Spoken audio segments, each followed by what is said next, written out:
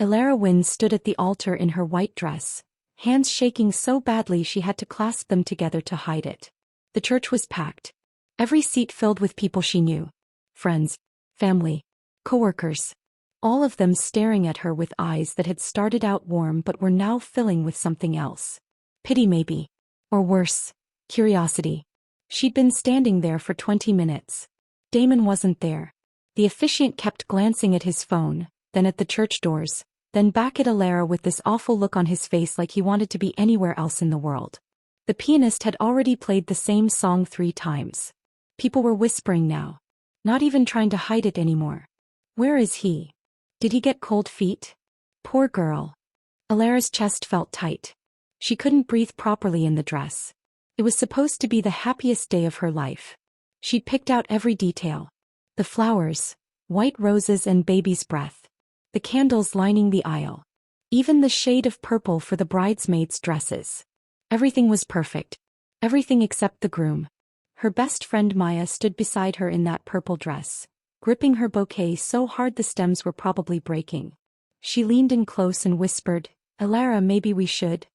The officiant's phone buzzed. Loud enough that the front rows heard it. He looked down at the screen. His face went pale. Elara's stomach dropped. He knew. Before he even opened his mouth, she knew. "Miss Wynne," he said quietly, but his voice carried in the silent church. "I just received a message from Mr. Hayes." Damon. His name was Damon Hayes and they were supposed to be married by now. "He's not coming." The words hit her like a slap.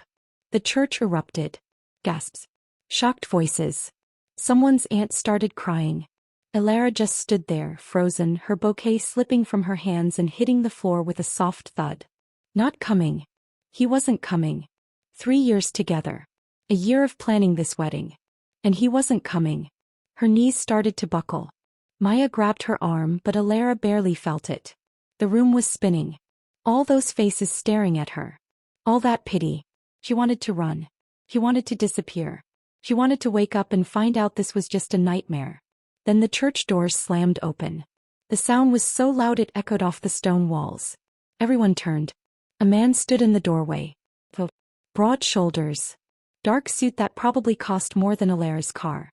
His presence filled the entire church like a storm rolling in. He didn't hurry. He didn't look nervous. He just walked down the aisle with slow, deliberate steps that made every person in every pew hold their breath. Elara had never seen him before in her life. He had dark hair, sharp features and eyes that looked like they could cut through steel. There was something dangerous about him. Something that made the hair on the back of her neck stand up. He moved like a predator. Like someone who was used to people getting out of his way. And he was walking straight toward her.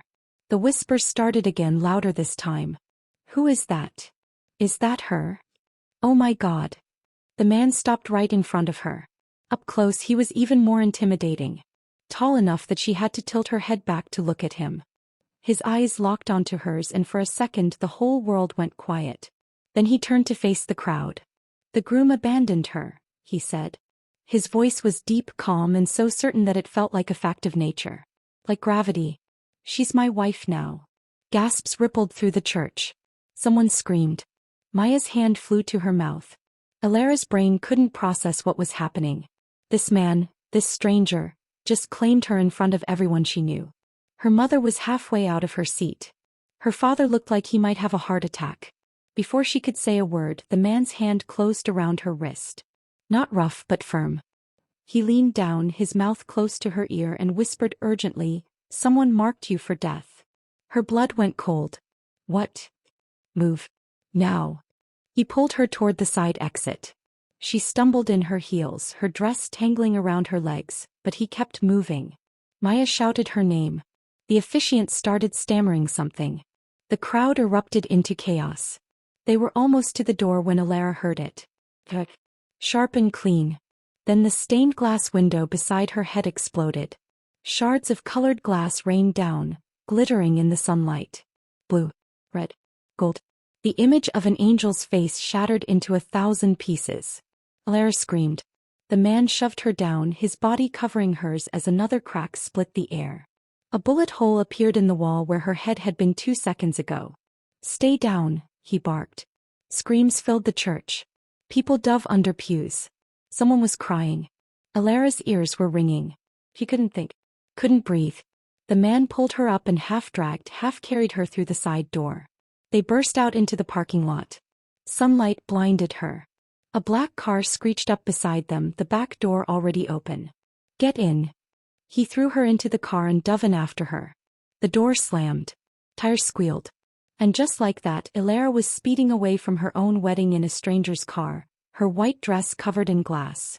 A sniper's bullet meant for her head still lodged in the church wall. The man beside her was on his phone, speaking in rapid, clipped sentences. Secure the perimeter. Find the shooter. Now. Alara pressed herself against the leather seat, her whole body shaking. Who are you? She whispered. He ended the call and looked at her. For the first time, something almost like sympathy flickered in those cold eyes. Cashin Vale, he said. And you just became the most dangerous woman in the city. The car tore through the streets of downtown Toronto like it was being chased by ghosts. Alara gripped the door handle so hard her knuckles went white. Her wedding dress was bunched up around her, pieces of colored glass still caught in the fabric. Every time they took a corner, she slid across the leather seat.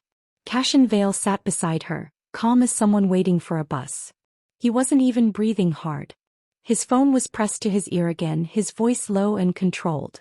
I don't care what it takes. Find out where that shot came from. Pause. No witnesses. Clean it up. He ended the call and finally looked at her. Alara's voice came out shaky. What is happening? Who are you? Why did someone just try to kill me at my own wedding?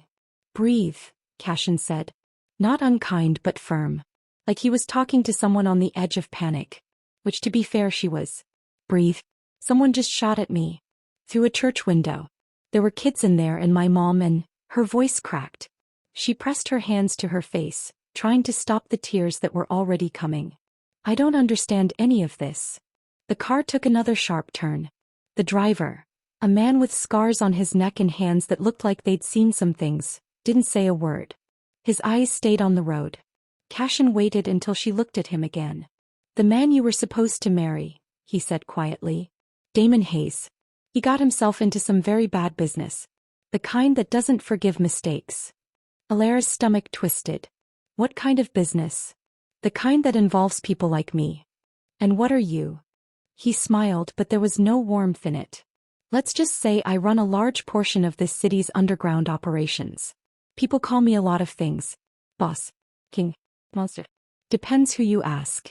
She stared at him. A mafia boss. She was sitting in a car with an actual mafia boss. This wasn't real. This couldn't be real. Damon owes money to some very dangerous people, Cashin continued. People who don't take kindly to being played. When he couldn't pay, he tried to run. But before he did, he made a deal. He sold information. Information about a shipment that belonged to one of my rivals. What does that have to do with me? Everything. Cashin's eyes went dark. You are going to be his wife. In their eyes, that makes you connected. Complicit. They think you know something.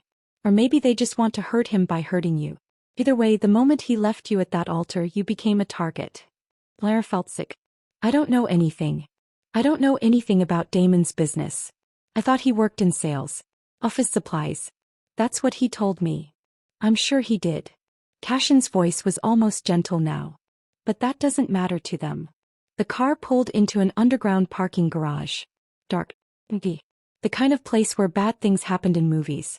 Alara's heart started racing again. Where are we? Somewhere safe. Cashin opened his door and stepped out. Come on. She didn't move. I want to go home. Your home isn't safe anymore. Then I'll go to the police. Cashin laughed. Actually laughed. The police can't protect you from what's coming. Trust me. I don't trust you. I don't even know you. He leaned back into the car, his face serious now. Alara. Listen to me very carefully.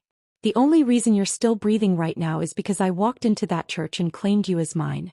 In my world, that means something. It means you're untouchable. No one will come after you as long as they think you belong to me. Belong to you?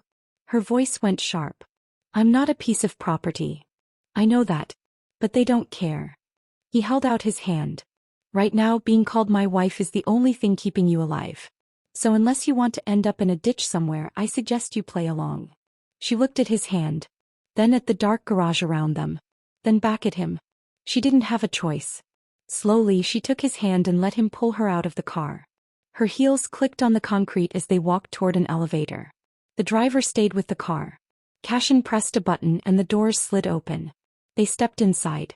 The elevator started moving up. How long? Alara asked quietly. How long what? How long do I have to pretend to be your wife? Cashin was quiet for a moment. Until I figure out who wants you dead and why. And until I deal with them. Deal with them, she repeated. You mean kill them? He didn't deny it. The elevator stopped. The doors opened into a penthouse that looked like something out of a magazine.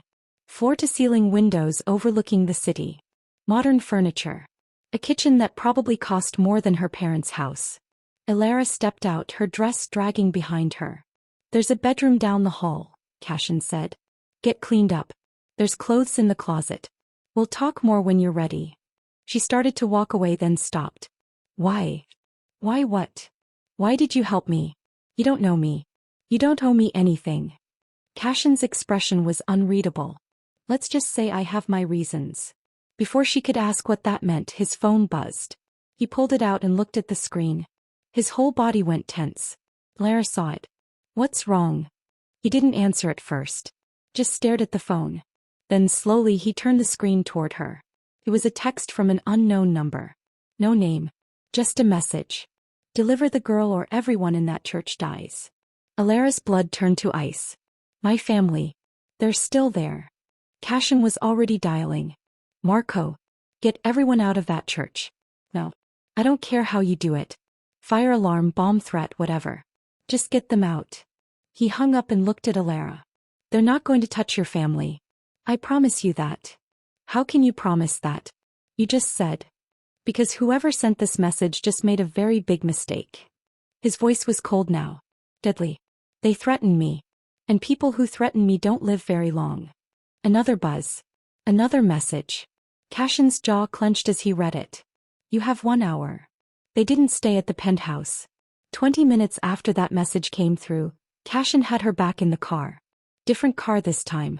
Black SUV with windows so dark she couldn't see out. They drove for what felt like forever. Out of the city. Past the suburbs. Into countryside she didn't recognize. Alara tried to keep track of the turns, but after a while, everything looked the same. Trees. Fields. Empty roads. Where are we going? She asked.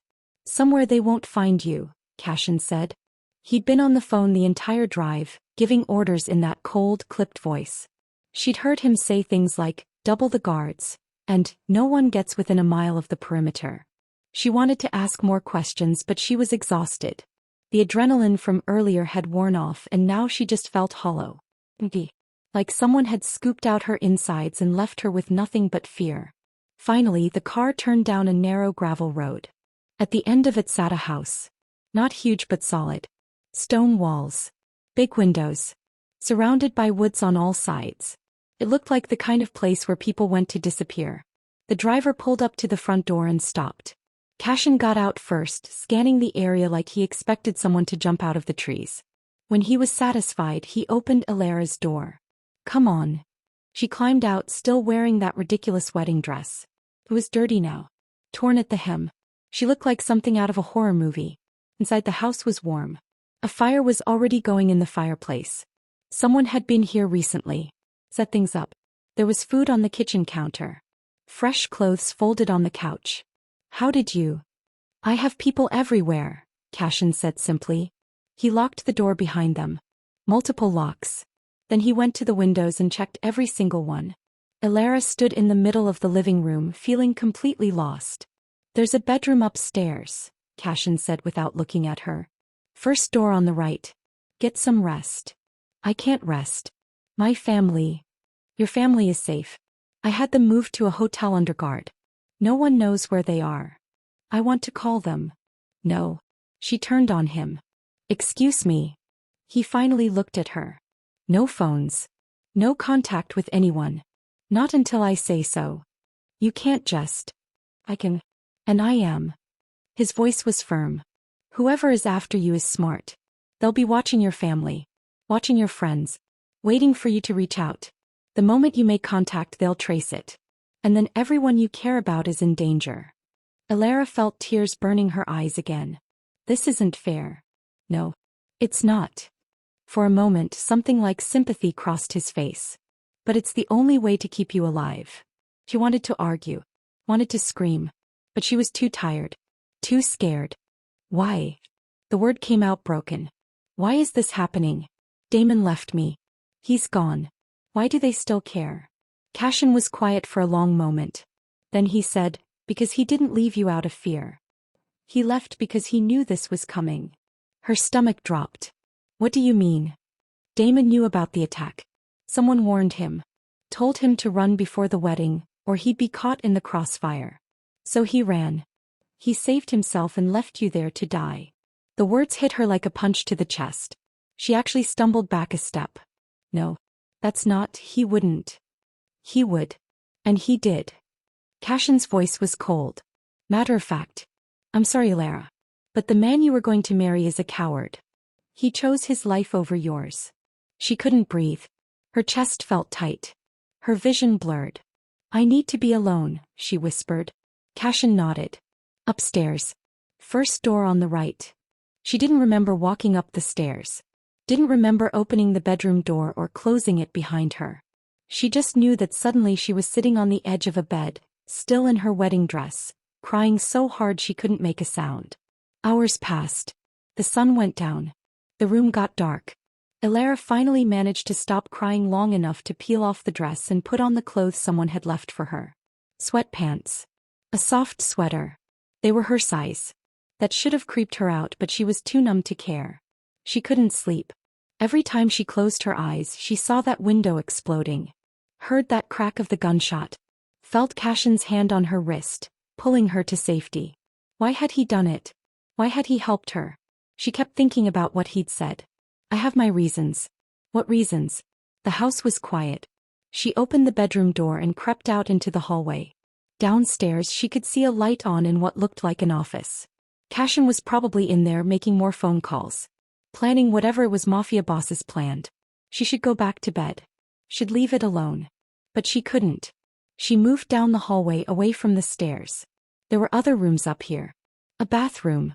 A storage closet. And at the end of the hall, a door that was slightly ajar. Alara pushed it open. It was another bedroom. Bigger than hers. Clearly Cashin's. The bed was made with military precision. There was a desk by the window. And in the corner, partially hidden behind a chair, was a safe. She shouldn't. She really shouldn't.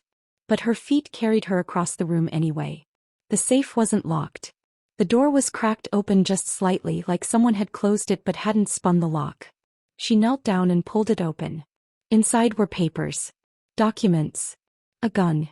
Stacks of cash. And a photograph. Alara pulled it out with shaking hands. It was old. The edges were worn. The colors slightly faded. But the woman in the photo was unmistakable. Her mother. Younger. Maybe in her 20s. Wearing a summer dress and laughing at the camera. Standing in front of a restaurant Alara didn't recognize. Why did Cashin have a photo of her mother? She turned it over. On the back in neat handwriting were 3 words. Never forget her. Alara's heart stopped. That was Cashin's handwriting. She'd seen him write earlier, signing something on his phone. The same sharp, precise letters. What are you doing? He spun around. Cashin stood in the doorway, his face unreadable. Alara held up the photo with trembling hands. Why do you have this? He didn't answer. Why do you have a picture of my mother? Her voice was rising now. What does never forget her mean? How do you know her? Cashin stepped into the room. Fully. Like he was approaching something dangerous. Alara. Tell me the truth. He was shouting now. You said you had your reasons for helping me. This is why, isn't it? You know my mother. You knew her before today. Before the wedding. Before everything. He reached for the photo but she pulled it back. How long have you been watching me? The realization hit her like ice water. How long have you known who I was? Cashin's jaw tightened. For the first time since she'd met him, he looked almost guilty. From the beginning, he said quietly. I've known who you were from the very beginning. Alara felt like the floor had dropped out from under her. What do you mean from the beginning? Cashin ran a hand through his hair. He looked tired suddenly. Older. Sit down. I don't want to sit down. I want answers. She was still holding the photograph. Her mother's face staring up at her. Young and happy and completely unaware of whatever storm was coming. How do you know my mother? It's complicated. Then uncomplicate it. He stared at her for a long moment. Then he sighed and walked over to the window, looking out at the dark woods surrounding the house. Your mother, he said slowly, was not the person you think she was. Alara's chest tightened. What does that mean? 25 years ago, before you were born, your mother was involved in something big. Something dangerous. He turned to face her. She was part of a criminal empire. One of the most powerful networks in North America. The words didn't make sense. Alara shook her head. No. My mother is a school teacher. She bakes cookies and volunteers at the library. She's not some criminal. Not anymore, Cashin said. But she was. And the people she worked with, the things she knew, those don't just disappear because you want them to. Alara sat down on the bed. Her legs couldn't hold her up anymore. You're lying. I'm not. My mother would never. She got out, Cashin interrupted. Somehow she managed to leave that life behind. She disappeared. Changed her name. Started over. He did everything right. And for 25 years she stayed hidden. His voice dropped. Until now. Alara looked down at the photograph. Her mother looked so young in it. So carefree. What did she do? She whispered. I can't tell you that. Her head snapped up. What? Some things are better left buried. Better for who? You. Her anger flared hot and bright. You don't get to decide what I know about my own mother. If she was involved in something, if that's why people are trying to kill me, then I have a right to know what it was. Cashin's expression was stone. Knowing won't keep you safe. It'll only put you in more danger. I'm already in danger. Someone shot at me at my wedding. They're threatening to kill my family. She stood up, her hands shaking. You don't get to protect me from the truth while my entire life falls apart. For a moment neither of them spoke. Then Cashin said, Your mother was an accountant. But not the kind who does taxes. She kept the books for one of the biggest crime families in Canada. She knew where every dollar went. Every shipment. Every deal. Every dirty secret. He paused. And when that empire fell apart, she was the only one who walked away. The only one who knew enough to destroy everyone involved. Blair felt sick. And you think that's why? The people from that world are resurfacing. Old enemies. People who lost everything when that empire collapsed. They've been quiet for years, rebuilding, waiting. And now they know your mother is alive. Which means they know about you. Why me? Why not just go after her? Cashin's jaw clenched. Because your mother is protected. Has been for 25 years. By me. The room went silent. Alara stared at him. What? I made a promise a long time ago, Cashin said quietly. To keep her safe. To make sure no one from that old life ever found her. He looked at the photograph in Alara's hand. And I kept that promise. But I never thought they'd come after you. Why? Her voice cracked. Why would you promise to protect her? What was she to you?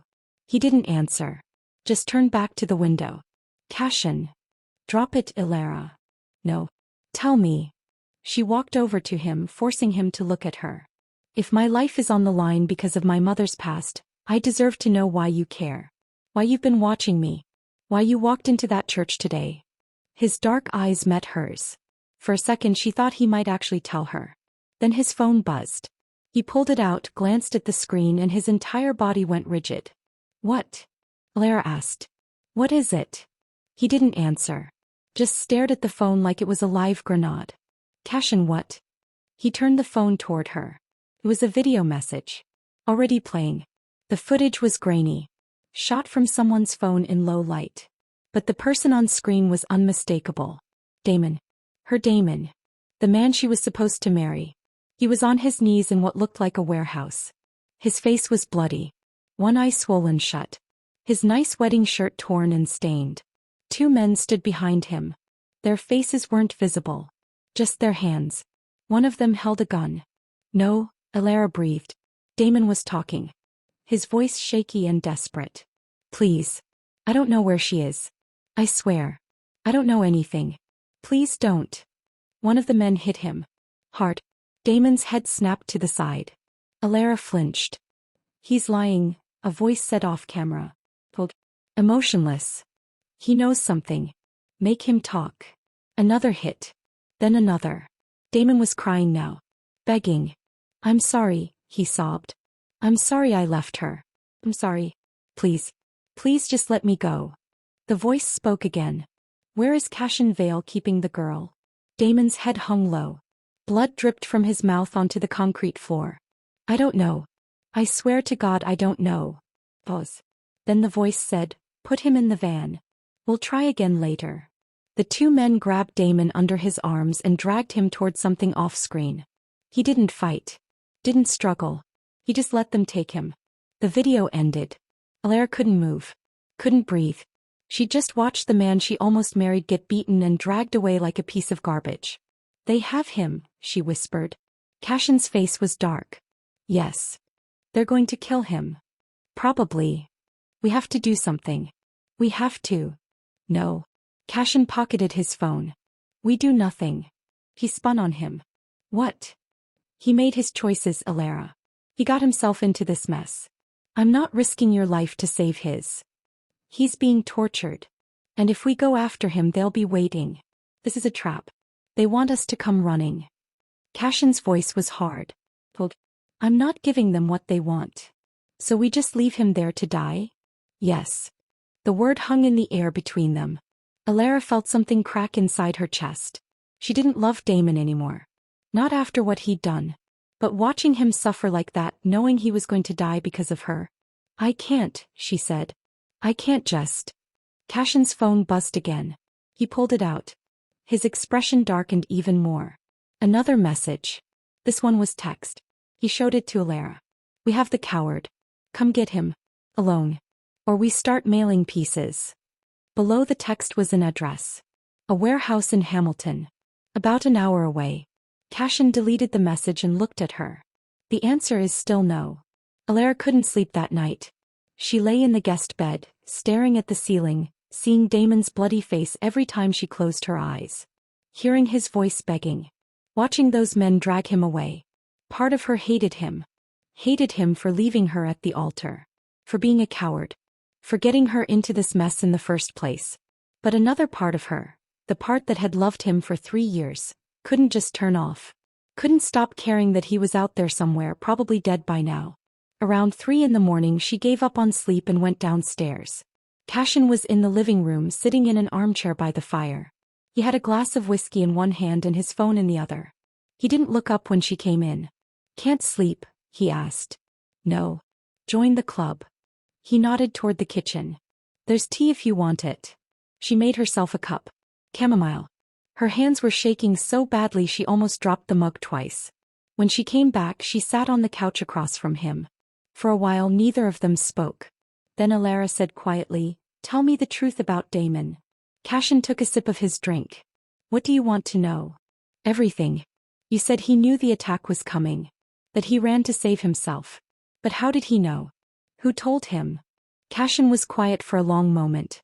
Then he set his glass down and leaned forward, elbows on his knees. Your fiancé, he said slowly, was not just a coward. He was a rat. Alara's stomach twisted. What do you mean? 3 months ago Damon got into serious debt. Gambling. Bad investments. The kind of hole you don't climb out of. He owed money to the wrong people. A rival syndicate called the Kovac family. Cashin's voice was cold. Factual. They gave him an ultimatum. Pay up or disappear permanently. So he tried to pay them back? No. He made a deal. Cashin looked at her. He promised to give them something more valuable than money. He promised to give them you. The words hit her like a slap. No. That's not. He told them who you were. Who your mother was. What she knew. And he promised that after the wedding, when you were legally his wife, he'd hand you over. No questions asked. No fight. Cashin's eyes were dark. The wedding wasn't supposed to be the start of your life together, Alara. It was supposed to be a handoff. You were the payment. She couldn't breathe. Her chest felt like it was caving in. You're lying.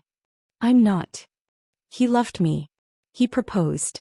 We planned a future together. He wouldn't. He would. And he did. Cashin's voice softened just slightly. I'm sorry. But the man you thought you knew never existed. He was playing a part. Keeping you close until he could cash you in. Ilara's hands were shaking so badly she had to set her mug down. Tea sloshed over the side. How do you know all this? Because I've been tracking the Kovac family for months.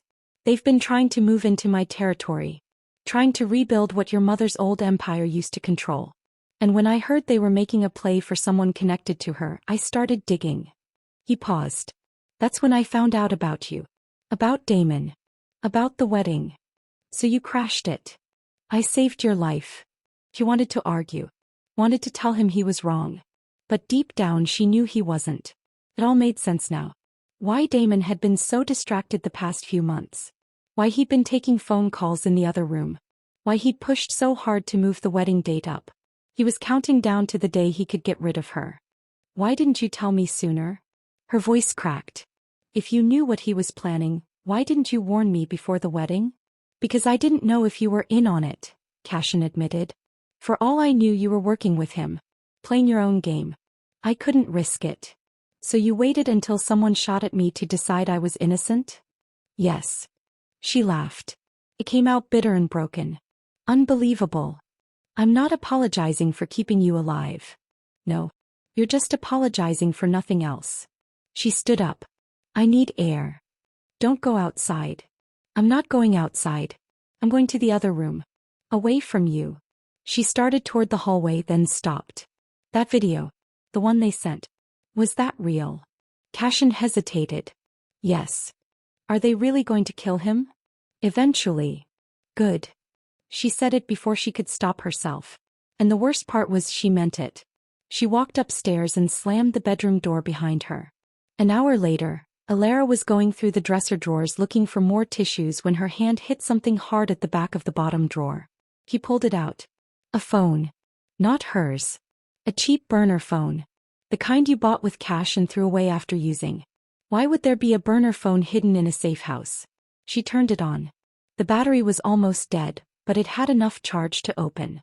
There were no contacts saved. No call history. Just a folder of draft text messages. Her hands started shaking as she opened the first one. It's done. Wedding complete. She's mine now. Where do you want me to bring her? The next one. She doesn't suspect anything. This will be easy. Another. Just confirming. Full payment after delivery, right? No games. And the last one. Time stamped for yesterday. The day of the wedding. Set to send at 6 p.m., right after the ceremony would have ended. Package is ready for pickup. Send the address. Ilara felt bile rise in her throat. Package. He'd called her a package. She scrolled back through the drafts. There were dozens of them. All unsent. All waiting for the right moment. All proving that Cashin had been telling the truth. Damon had planned this. Every step. Every lie. Every smile and kiss and promise had been part of the trap. She'd almost married a man who was planning to sell her the moment the ceremony ended. Her legs gave out. She sank to the floor, the phone still clutched in her hand. She didn't cry. He was too numb for that now. She just sat there staring at those messages, feeling the last piece of her old life crumble into dust. Downstairs she heard Cashin's phone ring. Heard his voice, muffled but urgent. Then footsteps on the stairs. Fast. Her door opened. Cashin stood there, his face grim. We have a problem. Ilara looked up at him, still holding the burner phone. What now? The Kovac family just posted something online. A live stream. His jaw clenched. They're broadcasting Damon's execution. And they're saying if you don't turn yourself in within 24 hours, they'll start killing everyone who attended your wedding. One person every hour. Ilara's blood turned to ice. Pi family. They're first on the list. She stood up, legs shaking. Then we give them what they want. We give them me. Absolutely not. Cashin, they're going to kill my parents, my sister, my friends, everyone I've ever. And if you turn yourself in, you'll die too. And it won't stop them from killing everyone anyway. He stepped into the room. These people don't keep their word. You're not a bargaining chip to them. You're a loose end. So what do we do? Cashin's eyes went dark. The eyes of a man who'd done terrible things and would do them again without hesitation. We go to war. Alara stared at the burner phone in her hands. Her brain was still trying to process everything. Damon had sold her out. Planned to hand her over like cargo. And now people were going to die because of it. Wait, she said, looking up at Cashin. This phone. Where did it come from? Cashin's eyes narrowed. What phone? She held it up. This. I found it hidden in the dresser. It has messages. Draft messages that Damon was going to send after the wedding. Cashin crossed the room in 3 strides and took the phone from her. His face went dark as he scrolled through the drafts. How did this get here? He muttered. You don't know. This is my safe house. I control what comes in and out. He kept scrolling, his jaw getting tighter with each message. Someone planted this here. Recently. Why would someone plant evidence against Damon? Isn't he already? Because they want you to see something. Cashin's voice was grim. He tapped the screen a few more times. There's more here. Files. Audio files. Alara's stomach dropped. What kind of audio files? He played the first one. Static. Them breathing. Heavy, panicked breathing. Then Damon's voice. Please. Please, I did everything you asked. I got her to the church. I set everything up. It's not my fault he showed up. Another voice. Distorted. Panical. Like someone was using a voice changer. You failed. The girl was supposed to be alone. Vulnerable. Instead, she's under Cashin Vale's protection now. Do you understand what that means? I can fix it. I swear. Just give me another chance. Please. You've had your chances. Pause. Tell me about her mother. What? Alara's mother. What do you know about her past? Nothing. I don't know anything about her mother. I never met her. Alara doesn't talk about her much. I just know she's a teacher or something. Liar. The mechanical voice was cold. Flat. You knew exactly who Alara was when you approached her. You knew her bloodline. That's why you chose her. No. I swear. I didn't know. The Kovac family, they just said they wanted her. They didn't tell me why. I thought it was just about money. About settling my debt. A sound. Like something hitting flesh. Damon cried out. Alara flinched. You're going to tell me everything, the voice said. Or this gets much worse. The audio cut out. Cashin played the next file. More static. Then Damon's voice again. Weaker this time. Broken. Hey, I'll tell you. But please. Please don't kill me. Talk. The Kovac family didn't just want her for themselves. They were working for someone else. Someone higher up. They called him the Collector. Alara felt ice run down her spine. Cashin's expression darkened. Who is the Collector? The distorted voice asked. I don't know. I never met him. No one has. He's like a ghost. He finds people. People with secrets. People connected to old crimes. And he collects them. Damon was talking fast now. Desperate. The Kovac family said he's been looking for Alara for years. That her mother stole something from him a long time ago. Something valuable. And he wants it back. What did she steal?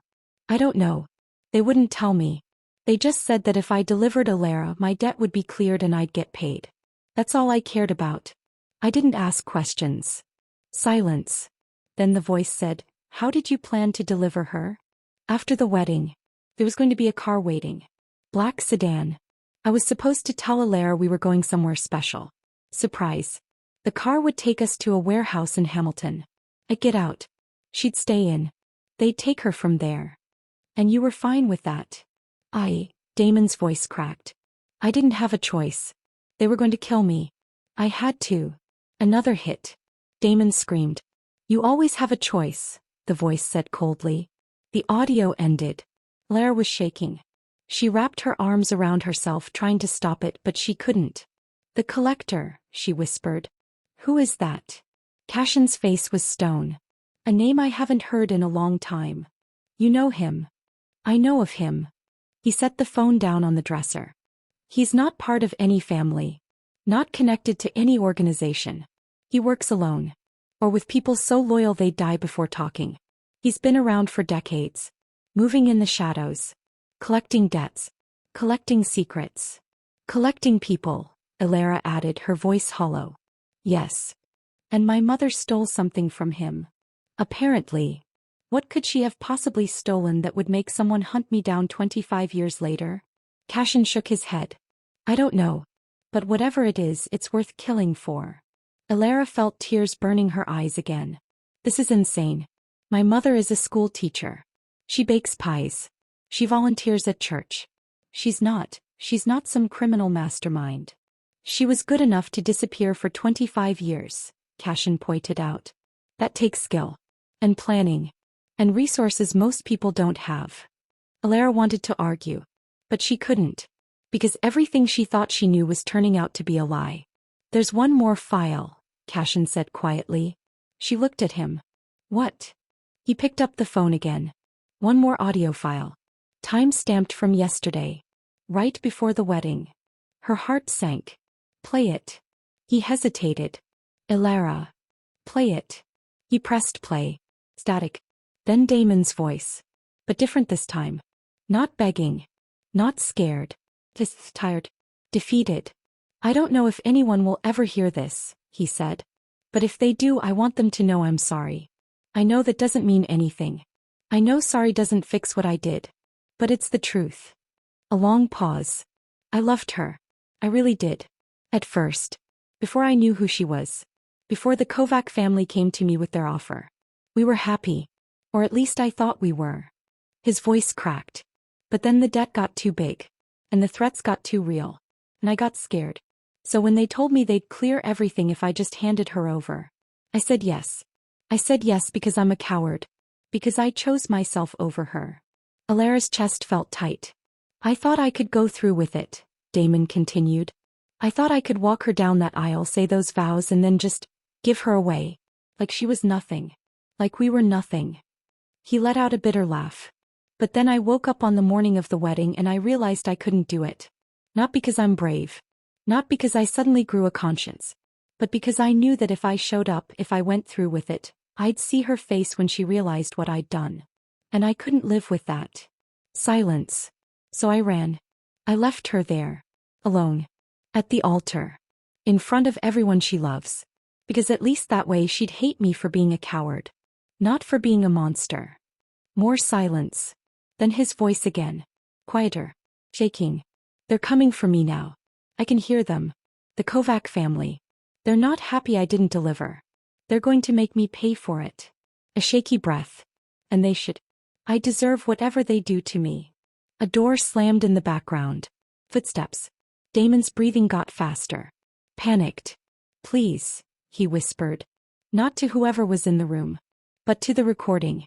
To whoever might listen. Please. If you find Elara. If she's still alive. Tell her I'm sorry. Tell her. Get up, a voice barked. Please. Please don't. I said get up. Sounds of a struggle. Damon crying. Begging. Then his voice louder now. Desperate. Please, she's the one you want, not me. A gunshot. Then nothing. The audio ended. Elara couldn't breathe. Couldn't move. Couldn't think. Damon was dead. And his last words were throwing her under the bus one final time. Elara didn't leave the bedroom for hours after hearing that recording. She just sat on the floor with her back against the bed, staring at nothing. Her mind kept replaying Damon's voice. That gunshot. The silence after. He was dead. Really dead. Not just a threat anymore. Not just a possibility. Gone. Part of her felt relieved. Part of her felt sick. And part of her just felt empty. Around noon, Cashin knocked on the door. Elara. You need to eat something. She didn't answer. I'm leaving food outside the door. Please eat. She heard his footsteps retreat down the hallway. She didn't touch the food. Hours passed.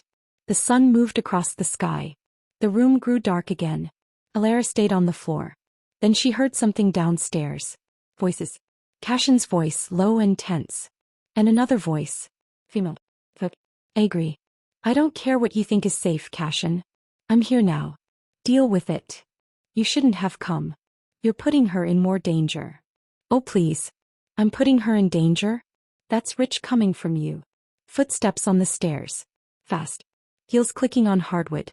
Alara's door opened. A woman stood in the doorway. Dark hair pulled back in a sleek ponytail. Designer clothes. Sharp eyes that looked just like Cashin's. She radiated the same dangerous energy, but where Cashin was cold and controlled, this woman was fire. "You must be Alara," the woman said.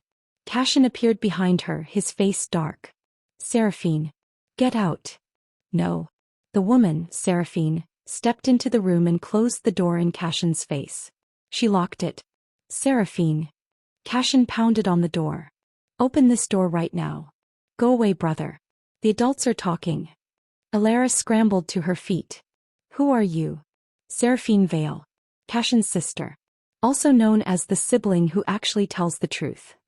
She moved further into the room, studying Alara like she was looking at a painting in a museum. "So you're the girl everyone's fighting over. I expected someone taller. What do you want?" "To warn you." Seraphine glanced at the door. Cashin was still pounding on it, shouting threats. She ignored him. "My brother is many things. Powerful. Dangerous. Smart. But honest? Not so much. He's been protecting me." "Has he?" Seraphine raised an eyebrow. "Or has he been keeping you close for his own reasons?" Alara's chest tightened. "What are you talking about?"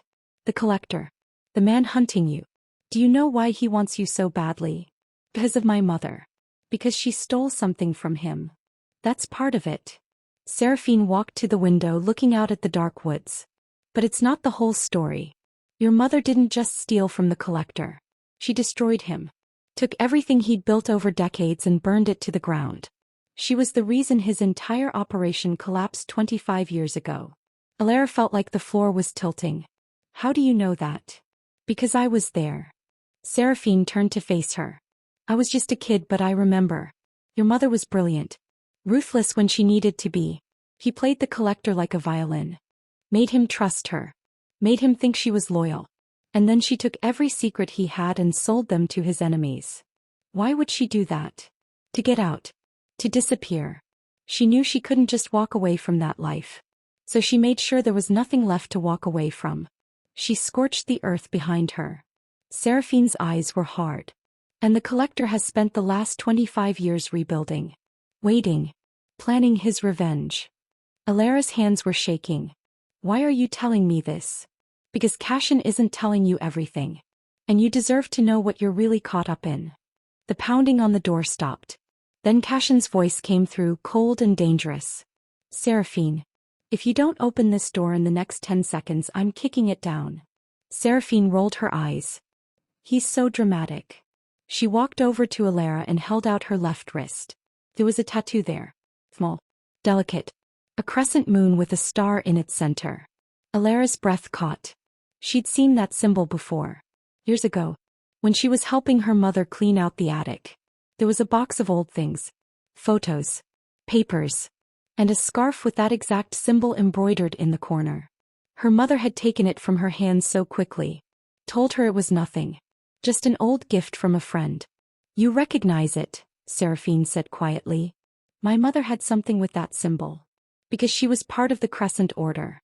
An organization that existed before the modern families. Before the territories and the rules. It was old power. Real power. And your mother was one of its most valuable members." Seraphine pulled her sleeve back down. "That's what she stole from the collector. Not money. Not drugs. Not weapons. She stole the order itself. Every name. Every location. Every secret. And she gave it all away." "Why?" "To save you." Alara froze. "What?" "You weren't born yet. But you were coming. Your mother found out she was pregnant and she knew she couldn't raise a child in that world. So she made a deal. She'd destroy the collector's empire in exchange for protection. For a new life. For a way out." Seraphine's voice softened. "Everything she did for you." Tears burned Alara's eyes. The door exploded inward. Cashin stood there, his face thunderous. He must have kicked it hard enough to break the lock. "Get away from her," he said to Seraphine. "Or what? You'll shoot your own sister." "If I have to." Seraphine laughed. Still so intense. "Some things never change." She looked back at Alara. One more thing before I go. My brother has been watching you for years. He told you it was to protect your mother. But that's only half true. Seraphine, Cashin warned. He's been watching you because of an old promise. A promise made by our father before he died. Do you want to know what that promise was?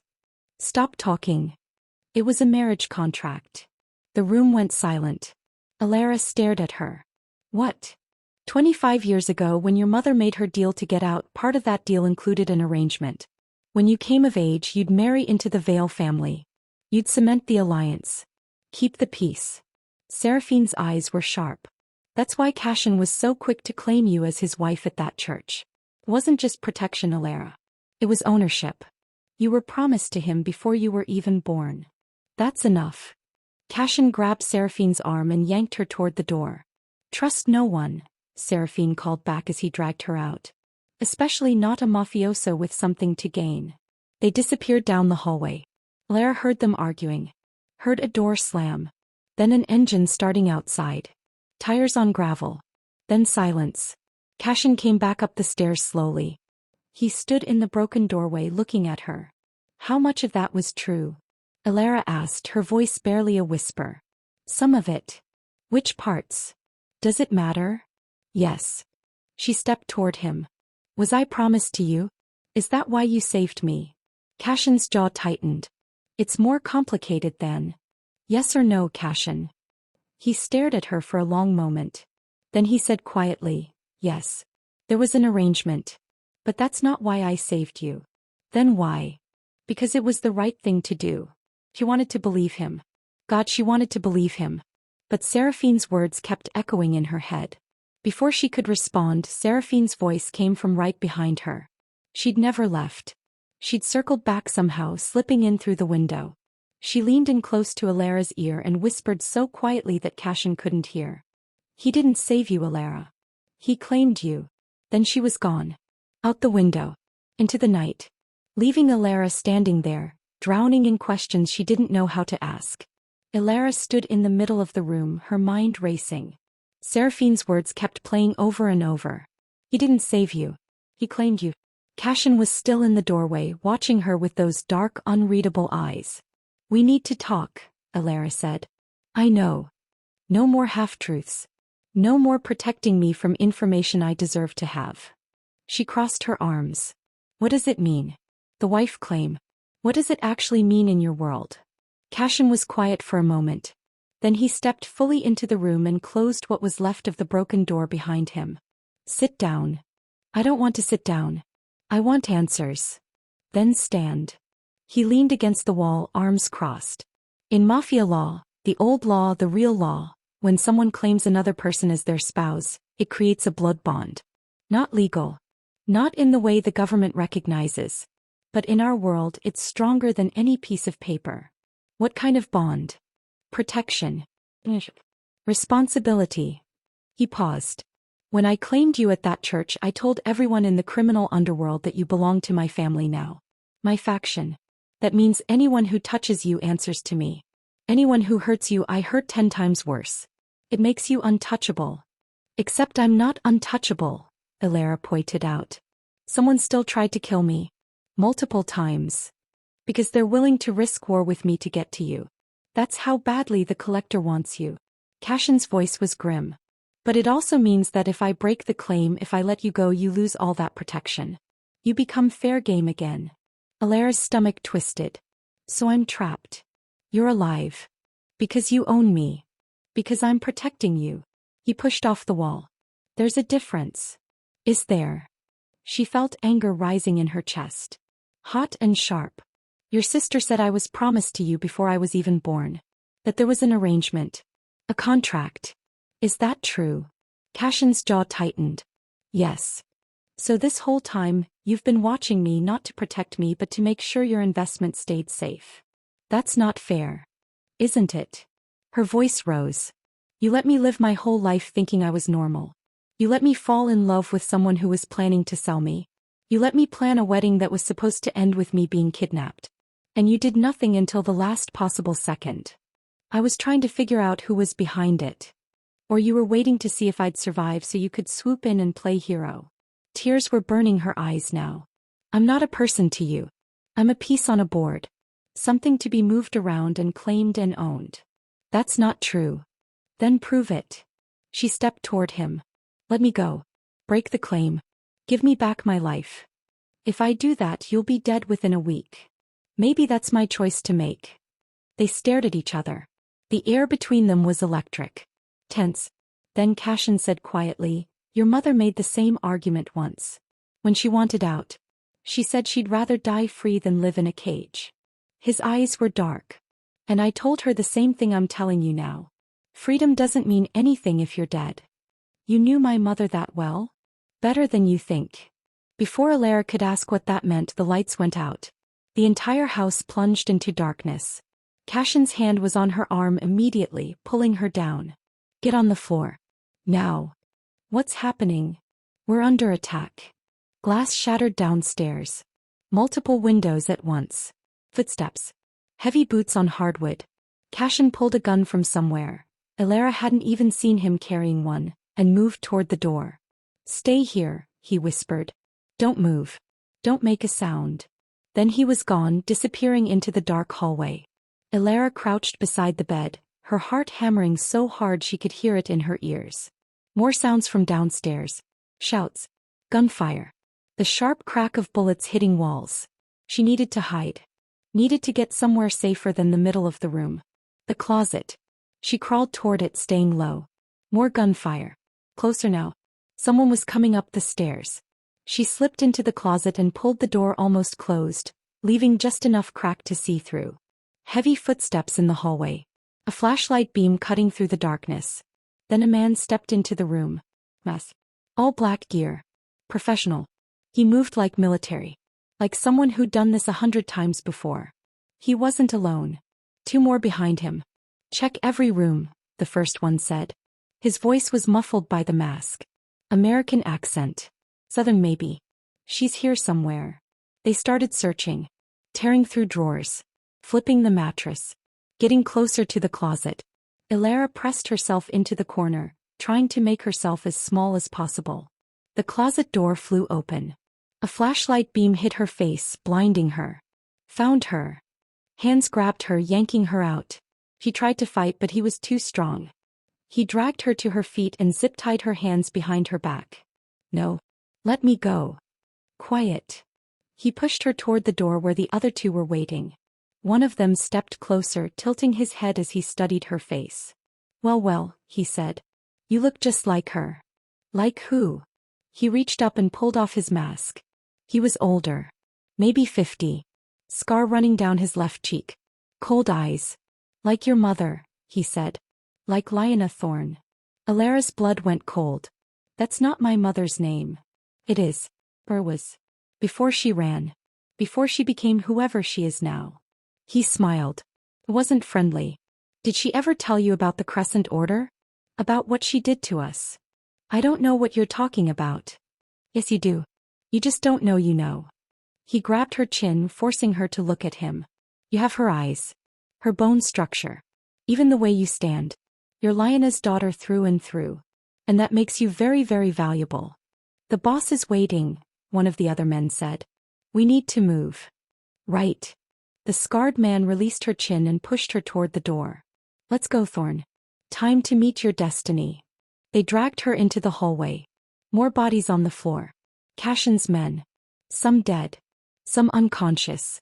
Blood everywhere. Where was Cashin? They reached the stairs. Started down. Then gunfire erupted from below. The man in front of her fell, blood blooming across his chest. Contact. South side. The scarred man shoved Alara against the wall and returned fire. More chaos. More shouting. The sound of breaking glass. Then suddenly Cashin was there, coming up the stairs like a storm. He shot the man holding Alara. Shot the scarred man in the shoulder. The scarred man fell back, clutching his wound. Something dropped from his pocket. Hit the floor with a metallic clink. Alara looked down. It was a crest. Small. Made of silver. Tarnished with age. A crescent moon with a star in its center. The same symbol from Seraphine's tattoo. From her mother's scarf. The Crescent Order. Cashin grabbed Alara and cut her zip ties with a knife. Can you run? Yes. Then run. Back door. Now. They ran. Behind them the scarred man was laughing.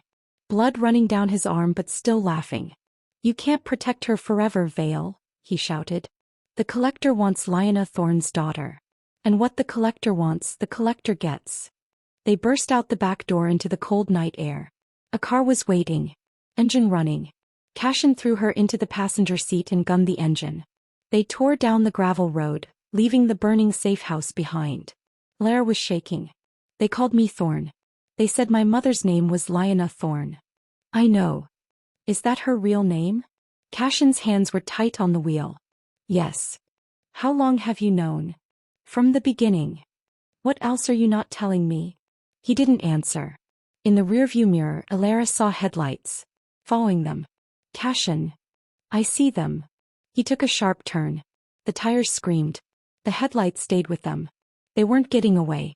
Not this time. Cashin drove like a man possessed. Through back roads. Down streets that barely qualified as streets. The headlights behind them never fell back. Who are they? Alara asked, gripping the door handle. Whoever sent those mercenaries. They're not giving up. He took another sharp turn. Hold on. He cut through an alley so narrow Alara could have reached out and touched the brick walls. The car following them was bigger. They couldn't fit. The headlights disappeared. Cashin didn't slow down. He kept driving until they hit the highway, then he pushed the speedometer past 90. Where are we going? Somewhere they won't expect. He glanced at her. Are you hurt? No. Just scared out of my mind. Good. Stay scared. It'll keep you sharp. They drove for another 20 minutes before Cashin finally slowed down. He turned into what looked like an abandoned industrial park. Old warehouses. Broken windows. Graffiti on every surface. He pulled up to one of the buildings and killed the engine. Is this safe? Alara asked. Safer than the safe house. He got out and came around to her side. Come on. We need to get inside before they pick up our trail again. The warehouse was dark and cold inside. Empty except for some old crates and machinery covered in tarps. Cashin pulled out his phone and made a call. It's me. The safe house is compromised. I need a cleanup crew and a new location. Pause. No. Don't use any of the usual spots. They know too much. Another pause. 1 hour. Make it happen. He hung up and looked at Alara. She was standing in the middle of the empty space, hugging herself against the cold. Sit, he said, gesturing to one of the crates. We need to talk. About what? About how many more lies you've told me. About the truth. He sat down across from her. All of it. No more secrets. I'll believe that when I hear it. He was quiet for a moment. Then he said, your mother's real name was Lyanna Thorne. She was born into the criminal world. Her father ran shipments up and down the East Coast. Her mother was a fence for stolen art. She didn't choose that life. She was born into it. Alara listened, her chest tight. By the time she was 20, she'd proven herself smarter than anyone in her family. Smarter than most people in the entire underworld. She had a gift for strategy. For seeing patterns. For knowing what people would do before they did it. Cashin's voice was quiet. Respectful. The Crescent Order noticed. They recruited her. Made her their top strategist. Their eyes and ears. Within 5 years she'd helped them become the most powerful criminal syndicate in North America. What happened? Someone betrayed them. A high-ranking member sold information to the feds. The entire organization was about to go down. Raids. Prison sentences. He paused. Your mother saw it coming. He tried to warn them. But they didn't listen. So she made a choice. She took every piece of evidence, every record, every name, and she burned it all. She destroyed the order from the inside to save the people who mattered to her. Seraphine said she did it to get out. To save me. That too. Cashin nodded. She was pregnant. She knew she couldn't raise a child in that world. So she made a deal. She'd dismantle the order in exchange for protection. For a new identity. For a way out. And the people who gave her that deal made sure she disappeared completely. Who gave her the deal? Cashin met her eyes. My father. Alara felt like she'd been punched. What? My father, Marcus Vale, was one of the few people powerful enough to protect someone like your mother. He had connections, resources. He could make people vanish if he wanted to. Cashin's voice was steady. He made her disappear, gave her a new life. And in return she promised him something. Me, Ilara whispered. You. He didn't look away. When you came of age, you'd marry into the Vale family. You'd unite the old power with the new. It was supposed to keep the peace.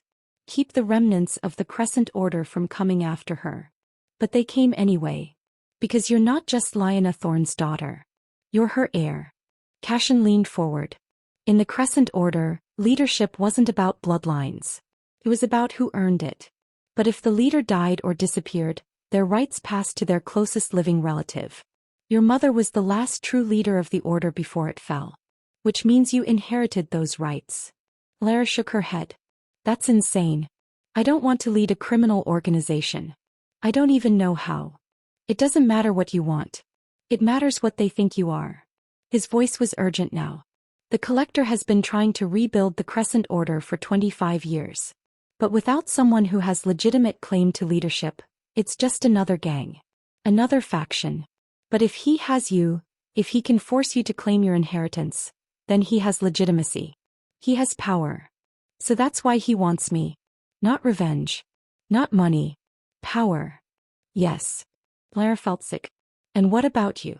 What do you want? Cashin was quiet for a long moment. Then he said, I want to keep you alive. Why?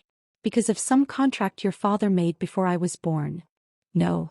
He stood up and walked to the window looking out at the dark. Because I've been watching you for years. Watching you live your life. Watching you be happy and normal and free. And I knew that if anyone from that old world found you, it would all be over. So I stayed in the shadows. I kept you safe without you ever knowing. He turned to face her. And when I saw you at that altar about to be handed over to the Collector's people, I couldn't let it happen. Not because of duty. Not because of a contract. But because I'd spent too long protecting you to let you die. Ilara stared at him. You're saying you care about me. I'm saying I'm not going to let anyone hurt you. Not the Collector. Not the Kovac family. Not anyone. His voice was steel. You can hate me if you want. You can think I'm using you. But I swear to you on everything I am trying to protect you. She wanted to believe him.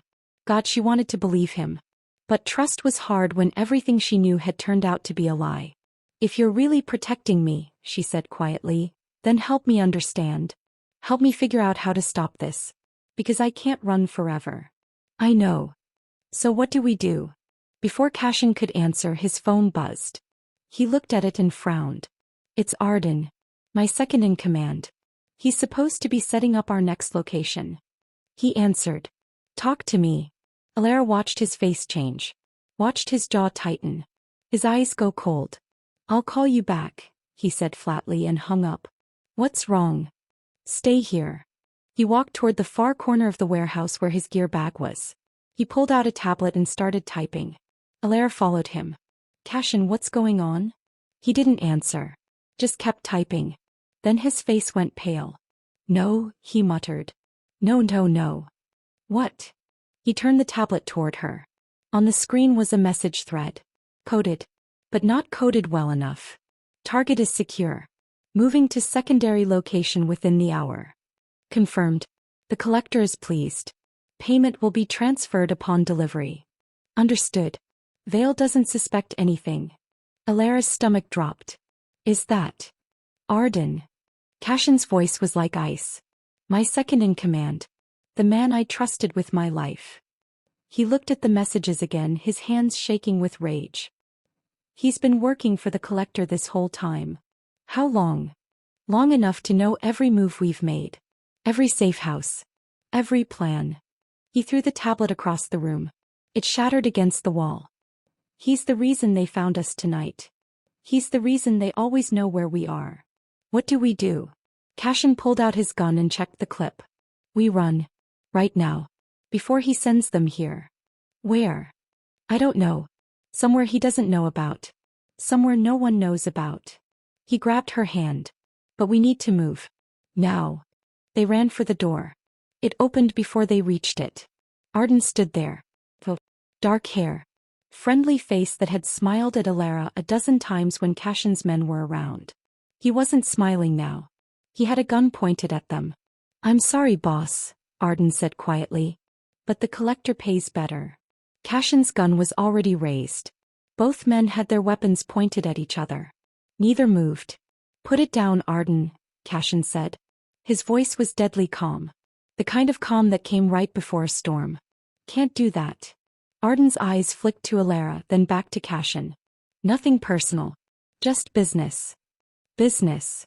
Cashin's jaw clenched. "I pulled you out of the gutter. Gave you a place in my organization. Trusted you with my life. And you call this business? You gave me a job. The collector gave me a future." Arden's grip on his gun didn't waver. "He's rebuilding something bigger than any of us. Something that'll change everything. And he needs her to do it. So you sell her out. Sell me out." "I'm doing what's necessary." Arden took a step forward. "Lower your weapon, Cashin. You're outnumbered. My men are surrounding this building right now. You can't fight your way out. Watch me. Don't be stupid. You die here and she ends up with the collector anyway. At least if you surrender you might live." Cashin's finger tightened on the trigger. "I'd rather die than hand her over." "That can be arranged." The air was electric. Alara could barely breathe. One wrong move and bullets would fly. Someone would die. Maybe all of them. "Wait," she said. Both men looked at her. "Arden," she continued, her voice shaking. "You said the collector is rebuilding something. What did you mean?" "The Crescent Order. The real one. Not the broken pieces that scattered after your mother destroyed it. The collector has been gathering the loyalists. The ones who never forgot what the order stood for. And what did it stand for? Power. Unity. A criminal network that answered to no one." Arden's eyes were bright now. Fervent. Like he was talking about something sacred. "Your mother tore that down. She betrayed everyone who trusted her. But the collector forgave her. He understood why she did it. And now he's giving her a chance to make it right." Alara's blood went cold. "What are you talking about?" "Your mother," Arden said slowly. "She's not just some retired criminal hiding in suburbia. She's alive. And she's been working with the collector for years." "That's a lie." The words came out automatically. But even as she said them, doubt crept in. "Is it?" Arden tilted his head. "Think about it. How did you stay hidden for so long? How did no one from the old world ever find you? It's because she made a deal. She agreed to bring you into the fold when the time was right. To pass on her legacy. My mother would never. Your mother is a survivor. She does what needs to be done." Arden's voice was almost gentle now. "And what needs to be done is for you to claim your birthright. To take your place at the head of the Crescent Order. Your mother knows this. She's been preparing you for it your whole life. By hiding it from me. By lying about who she was. By keeping you safe until you were ready." He lowered his gun slightly. "Not all the way. Just enough to seem less threatening. The collector doesn't want to hurt you, Alara. He wants to help you. He wants to give you what your mother couldn't. Power. Purpose. A place where you belong." Cashin made a disgusted sound. "You're delusional if you think she's falling for this." "Am I?" Arden looked at Alara. "Ask yourself why Cashin really saved you. Why he's so desperate to keep you away from the collector. It's not about protection. It's about control. The Vale family has been trying to absorb the remnants of the Crescent Order for decades. If you go with him you become a pawn in his game. But if you come with me you become a queen in your own right." "Don't listen to him," Cashin said. "He's manipulating you." "Maybe." Arden shrugged. "Or maybe I'm the only one telling you the truth." Lara's head was spinning. She didn't know what to believe anymore. Everyone had an agenda. Everyone was using her for something. "If my mother is alive and working with the collector," she said carefully, "then why hasn't she contacted me? Why all the secrecy?" "Because she's protecting you. The less you knew, the safer you were." Arden's voice softened. "But things have changed. Damon's betrayal. The attack at the church. The Kovac family making their move. Your mother knew it was only a matter of time before you got pulled into this world. So she made arrangements." "What kind of arrangements?" "The kind that'll show you the truth." He reached into his pocket slowly. Cashin's gun tracked the movement. Arden pulled out a phone. Not his. A different one. He tossed it to Alara. She caught it, fumbling slightly. That phone is clean, Arden said. Untraceable. And it's connected to a secure network that only a handful of people have access to. Your mother is one of them. Alara stared at the phone. It was off. Dark screen reflecting her terrified face back at her. Turn it on, Arden said. Don't, Cashin warned. What are you afraid of? Arden asked. That she'll see the truth? That her mother actually cares about her. I'm afraid of what the collector will do with her once he has her. He doesn't want to hurt her. He wants to crown her. The phone suddenly vibrated in Alara's hand. She nearly dropped it. The screen lit up. Not with a call. With a video call request. Unknown number. But there was a name attached.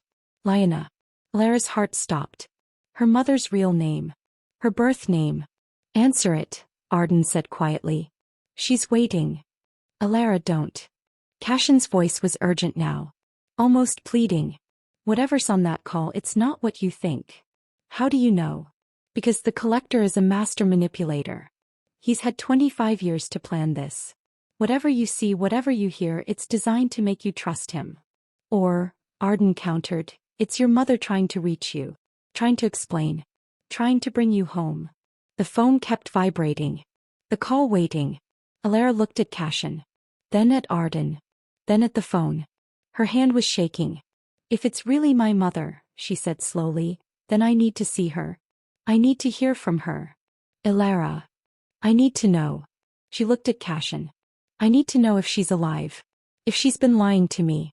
If everything I thought I knew about my life was wrong. Cashin's face was anguished. Please don't do this. I have to. She pressed accept. The screen flickered. Then an image appeared. A woman. Middle-aged. Dark hair with threads of silver. Familiar eyes. Familiar smile. Her mother. But not the mother she knew. Not the woman who baked cookies and volunteered at the library. This woman wore expensive clothes. Her hair was styled professionally. She sat in what looked like an office. Rich wood. Leather furniture. The kind of place that screamed power. Hello, sweetheart, her mother said. Her voice was exactly the same. Warm. Loving. But there was something else underneath it now. Something harder. I've been waiting a long time to talk to you. Alara couldn't speak. Couldn't breathe. I know you have questions, her mother continued. And I promise I'll answer all of them. But first, I need you to listen very carefully. Cashin Vale is not your friend. He's not protecting you. He's keeping you prisoner. And if you stay with him, you'll never be free. That's not true, Cashin said, loud enough for the phone to pick up. Lyanna's expression didn't change. Hello, Cashin. Still playing the hero, I see. Still playing the victim? I'm not a victim. Not anymore. She looked back at Alara. And neither are you. You're my daughter. You're stronger than you know. And it's time for you to come home. Home. Alara's voice cracked. Where is home? Because the home I knew doesn't exist anymore. The mother I knew doesn't exist. You're a stranger. Pain flashed across Lyanna's face. I know. And I'm sorry. I wanted to tell you. Wanted to prepare you. But I couldn't risk it. Not until you were safe. I'm not safe. People are trying to kill me. Not anymore. The collector has called off the attacks. As long as you come with Arden, you'll be protected. You'll be brought to me. And we can finally be a family again. A family of criminals. A family of survivors. Lyanna's voice was firm. I did what I did to protect you. To give you a chance at a normal life. But that life is over now. And the only way forward is together. Alara felt tears streaming down her face. Why should I believe you? Because I'm your mother. And I love you. And everything I've ever done has been for you. The screen flickered slightly. Alara stared at the woman on the screen. At the face she'd known her whole life but was now seeing in a completely different light. Please, baby, Lyanna whispered. Come home. Alara couldn't stop staring at the screen. At her mother. Alive. Not the person she'd thought she was, but alive. You've been alive this whole time, Alara said.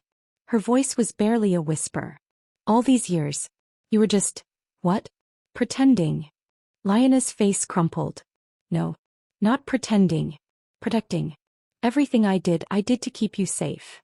Safe from what? From the truth? From who you really were. From people who would have killed you to get to me. Lyanna leaned closer to the camera.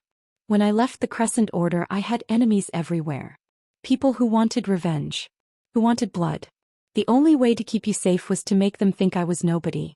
A school teacher. A suburban mom. Boring. Harmless. Forgettable.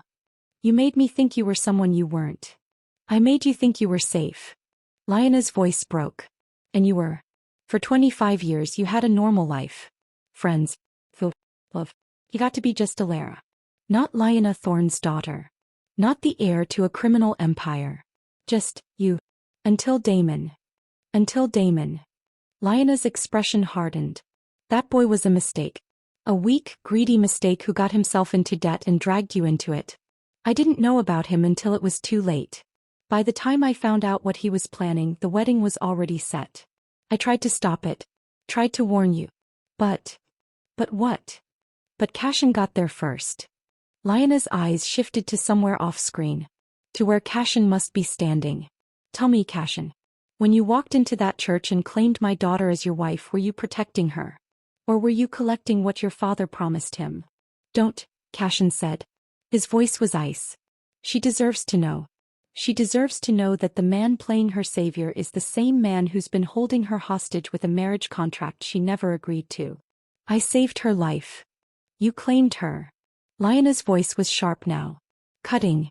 There's a difference. And we both know it. Alara looked at Cashin. His face was stone. Unreadable. Is that true? She asked him. Did you claim me because of the contract? It's more complicated than that. It's a yes or no question. He was quiet for a long moment. Then he said, yes. The contract was part of it. But it wasn't the only reason. What was the other reason? Because I've spent 5 years watching you. Making sure no one from the old world ever found you. And when I saw you standing at that altar, about to be handed over to the collector's people, I couldn't let it happen. So you took me for yourself instead. I kept you alive. By making me your property. By making you untouchable. His voice rose. In our world, that claim was the only thing standing between you and a bullet. Without it, you'd be dead right now. So yes, I used the contract. I used every tool I had. Because keeping you alive was more important than your feelings about it. Alara felt like she'd been slapped. On the screen, Lyanna shook her head. You see, this is what the Vale family does. They take. They control. They call it protection, but it's just another form of ownership. She looked at Alara. I'm offering you something different. I'm offering you freedom. Real freedom. A choice. What choice? Come with me. Leave Cashin. Leave the Vale family. Come back to where you belong. To the Crescent Order. To your birthright. Lyanna's voice was urgent now. I've spent 25 years rebuilding what I destroyed. I've gathered the loyalists. The true believers. People who remember what we stood for. And they're ready to follow you. To crown you as the rightful leader. I don't want to be a leader of criminals. Then change what we are. Make us something better. Lyanna leaned closer. You have the power to reshape everything, Alara. To take an organization built on violence and fear and turn it into something that actually helps people. Something that protects the vulnerable instead of preying on them. But you can't do that from inside Cashin's cage. It's not a cage, Cashin said. Isn't it? Lyanna's eyes were hard. Can she leave whenever she wants? Can she go back to her old life? Can she walk away from you without being hunted? Cashin didn't answer. That's what I thought. Lyanna turned back to Alara. I know this is a lot. I know you're scared and confused and angry. You have every right to be. But I'm asking you to trust me. One more time. Trust that I'm your mother and I want what's best for you. You lied to me my entire life. I protected you. You abandoned me. Right now. In this moment. I needed my mother and you weren't there. Tears ran down Lyanna's face. I know. And I'm sorry. I'm so sorry. But I'm here now. And I'm asking you to give me a chance to make it right. Arden stepped forward, still keeping his gun pointed at Cashin. The collector has guaranteed your safety. No one will touch you. No one will hurt you. You'll be brought directly to your mother. You have my word. Your word means nothing, Cashin spat. It means more than yours, Arden shot back. Enough, Lyanna said. Her voice cut through the argument like a knife. Elara, I know Cashin has been feeding you his version of events. Telling you that the collector is a monster. That I'm a traitor. That the only way to survive is to stay with him. But he's lying. He's lying because the truth terrifies him. What truth? That you don't need him. That you never did. That you're stronger than he's given you credit for. Lyanna's voice softened. You're my daughter. You have my blood. My mind. My strength. And if you trust yourself, if you trust me, we can end this. We can stop the collector. Stop the Kovac family. Stop everyone who's been using you as a pawn. But only if you leave Cashin behind. Lara's head was spinning. Every word felt like another weight pressing down on her chest. How do I know you're really my mother? She asked. How do I know this isn't some deep fake? Some trick? Lyanna smiled. A sad, broken smile. When you were 7, you fell off your bike and broke your arm. I took you to the hospital and you were so scared of the X-ray machine that you cried. So I told you a story about a brave girl who fought dragons. And you held my hand and got through it. You made me promise to finish the story that night at bedtime. And I did. Every night for a month until you fell asleep. Alara's breath caught. No one knew that story. No one but her and her mother. The girl's name was Serafina, Alara whispered. Yes. Lyanna's voice was thick with emotion. And she always won in the end. Just like you will. The phone buzzed. A message appeared on the screen. Coordinates. A location. That's where I am, Lyanna said. If you want the truth. If you want answers. If you want to understand what's really happening and why everyone wants you so badly. Come to me. Come alone. Don't do it, Cashin said immediately. It's a trap. It's not a trap. It's a choice. Lyanna looked at Alara with desperate eyes. I'm giving you the choice I never had. To walk into this world with your eyes open. To decide for yourself who you want to be. But you have to come alone. Without Cashin. Without his influence. Just you and me. Mother and daughter.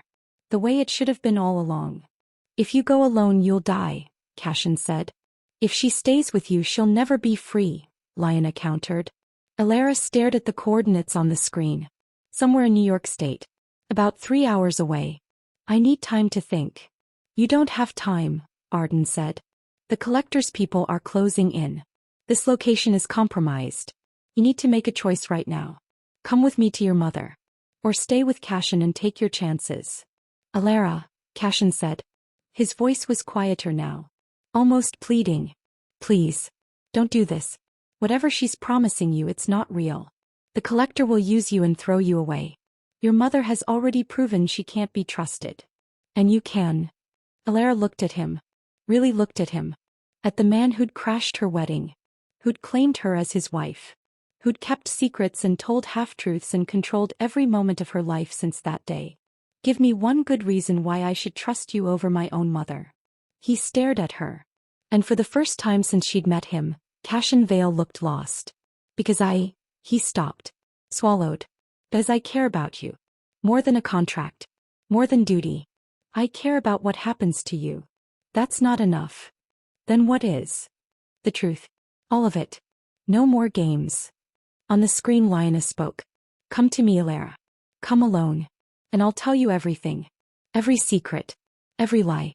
Every truth I've been hiding. You deserve that much. The coordinates glowed on the screen. If you want the truth, Lyanna said softly, come alone. Alara made her decision in the parking lot of an all-night diner just outside Rochester. She'd taken Arden's car. Left while Cashin was on the phone coordinating with what was left of his team. She'd slipped out the back, keys in hand, and just drove. 3 hours north. Following the coordinates her mother had sent. She knew Cashin would come after her. Knew he'd track her somehow. But she needed to do this. Needed to see her mother. Needed answers that didn't come filtered through someone else's agenda. The location was an old textile factory. Abandoned for years by the look of it. Broken windows. Graffiti on the walls. But there was a car parked outside. Expensive. But someone was here. Alara parked and got out. The night air was cold. She could see her breath. She walked to the front entrance. The door was unlocked. She pushed it open and stepped inside. The factory floor was massive. Moonlight streamed through the broken ceiling, casting shadows everywhere. Her footsteps echoed on the concrete. Mom. Her voice sounded small in the huge space. Over here. Alara turned. Her mother stood at the far end of the factory, near what used to be the loading dock. She looked exactly like she had on the video. Expensive clothes. Professional hair. But in person she looked older. Tired. The lines around her eyes deeper than Alara remembered. You came, Lioness said. Her voice was thick with emotion. You're really here. Alara walked toward her slowly. This whole time. You've been alive. Part of this world. Yes. And you never told me. I couldn't. Not until you were ready. Lina took a step forward. I know you're angry. I know you feel betrayed. But everything I did was for me. I know. You said. Alara stopped a few feet away. Close enough to see her mother's face clearly. Close enough to see the tears. But I need more than that. I need to understand. All of it. Then ask me. Ask me anything. I'll tell you the truth. All of it. Alara took a shaky breath. Are you working with the collector? Yes and no. That's not an answer. It's complicated. Lina ran a hand through her hair. The collector and I have an understanding. He wants to rebuild the Crescent Order. I want to protect you. Those two goals aligned for a while. He agreed to leave you alone as long as I helped him gather the old members. But things changed. What changed? Damon. That idiot got himself involved with the Kovac family. Got greedy. Got desperate. And suddenly you were on everyone's radar. The collector saw an opportunity. He thought if he could get you he could force me to come back fully. To lead alongside him. Lina's voice hardened. But I said no. I told him you weren't part of this. That you'd never be part of this. Then why did he keep coming after me? Because he didn't believe me. He thought I was protecting my leverage. My way back to power. He didn't understand that I meant it. That I'd walk away from everything to keep you safe. Alara wanted to believe her. Wanted to believe that everything her mother did was out of love. But trust was hard when the foundation of her entire life had been built on lies. Where's the collector now? I don't know. He moves around. Never stays in one place long. That's how he's survived this long. And Cashin? What's his role in all this? Lina's expression darkened. The Vale family has wanted control of the Crescent Order's territory for decades. When I destroyed the Order I created a power vacuum. Cashin's father tried to fill it. But without legitimacy, without someone who had claim to the leadership, he couldn't. That's why he made the contract. He wanted to bind you to his family. Use your birthright to legitimize his takeover. But Cashin said he was protecting me. And he was. In his own way. But protection and control look very similar when you're the one being protected. Lina stepped closer. I'm not saying he's a bad man. I'm saying his loyalty is to his family first. And you'll always be second to that. Alara's chest felt tight. Everything was so tangled. So complicated. I saw Damon die, she said quietly. I heard the gunshot on that recording. Lina's face changed. Something flickered in her eyes. That recording was staged. What? Damon isn't dead. He's alive. And he's here. Alara's heart stopped. What? Lina turned and called out. You can come out now. A door opened on the far side of the factory. A figure stepped out. Limping. Moving slowly. Damon. He looked terrible. Bruised face. Bandaged ribs. One arm in a sling. But alive. Definitely alive. Alara, he said. His voice was rough. Broken. I'm sorry. I'm so sorry. She couldn't move. Couldn't speak. Just stared at the man she'd thought was dead. The Kovac family did beat him, Lina explained. But I got to him before they killed him. I made it look like he was dead. Bought him time. Bought us all time. Why? Alara's voice cracked. Why save him after what he did? Because he tried to save you. Lina gestured to Damon. Tell her. Damon took a shaky breath. When the Kovac family first came to me with their offer, I said yes. I'm not proud of it. I was scared and desperate and I made the worst decision of my life. But then I got to know you. Really know you. And I fell in love with you. For real. Not as part of the plan. Just, you. Alara felt tears burning her eyes. So I went back to the Kovac family, Damon continued. And I told them I couldn't do it. That I wouldn't hand you over. They said they'd kill me. I said fine. Just leave her alone. But they wouldn't. They said if I didn't deliver you, they'd come after you themselves. They'd make you suffer. Make me watch. So what did you do? I made a new plan. I'd leave you at the altar. Make you hate me. Make everyone think I was a coward. But really I was trying to protect you. If I wasn't there, if I disappeared, maybe they'd focus on finding me instead of going after you. His voice broke. I thought if I made myself the target you'd be safe. But it didn't work, Lioness said. Because the collector's people were already in place. Already planning to take you regardless of whether Damon showed up or not. The wedding was just convenient timing. Alara felt like she was drowning. So Cashin saved you from one trap and put you in another, Lioness finished. I'm not saying he's evil. But he's not your hero either. He's just another player in this game. And you're still the prize everyone's fighting over. A sound echoed through the factory. Footsteps. Multiple people. Lioness tensed. Did you bring someone? No. I came alone. Then we have a problem. The footsteps got closer. Then voices. Oh, urgent. Told you she'd come here. Surround the building. Don't let anyone leave. Alara's blood ran cold. Lioness grabbed her arm. We need to go. Now. Who is that? I don't know. But whoever it is, they're not friendly. They ran toward the back exit. Damon limping behind them as fast as he could. They burst through the door into an alley. Red dots appeared on the wall beside Alara's head. Laser sights. Then more. On the ground. On the buildings around them. Dozens of them. They were surrounded. A voice called out from the darkness. Come. Vanical. The same distorted voice from the recording. Lioness Thorne. Larawin. You're both under arrest by order of the Crescent Order's High Council.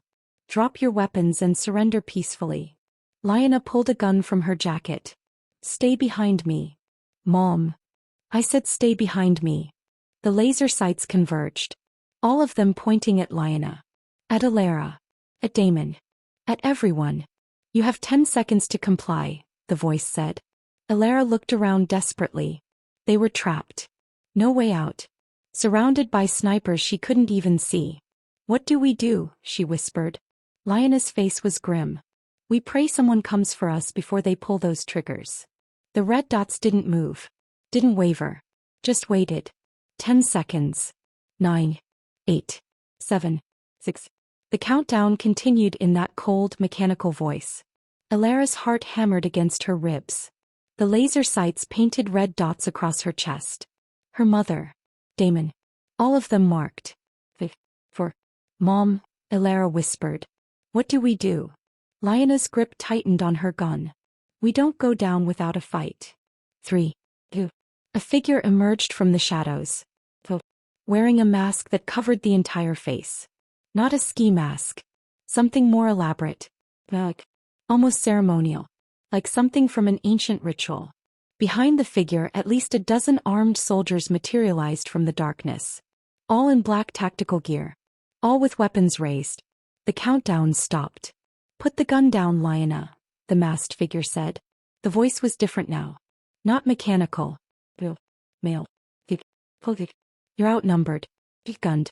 And you have your daughter with you. Do you really want her to watch you die? I've survived worse odds. Not like this. The masked figure took another step forward. The moonlight caught the edge of the mask. Silver. With a crescent moon etched into the forehead. Besides, I didn't come here to kill you. I came here to bring you both home. The collector, Alara breathed. The masked figure turned toward her.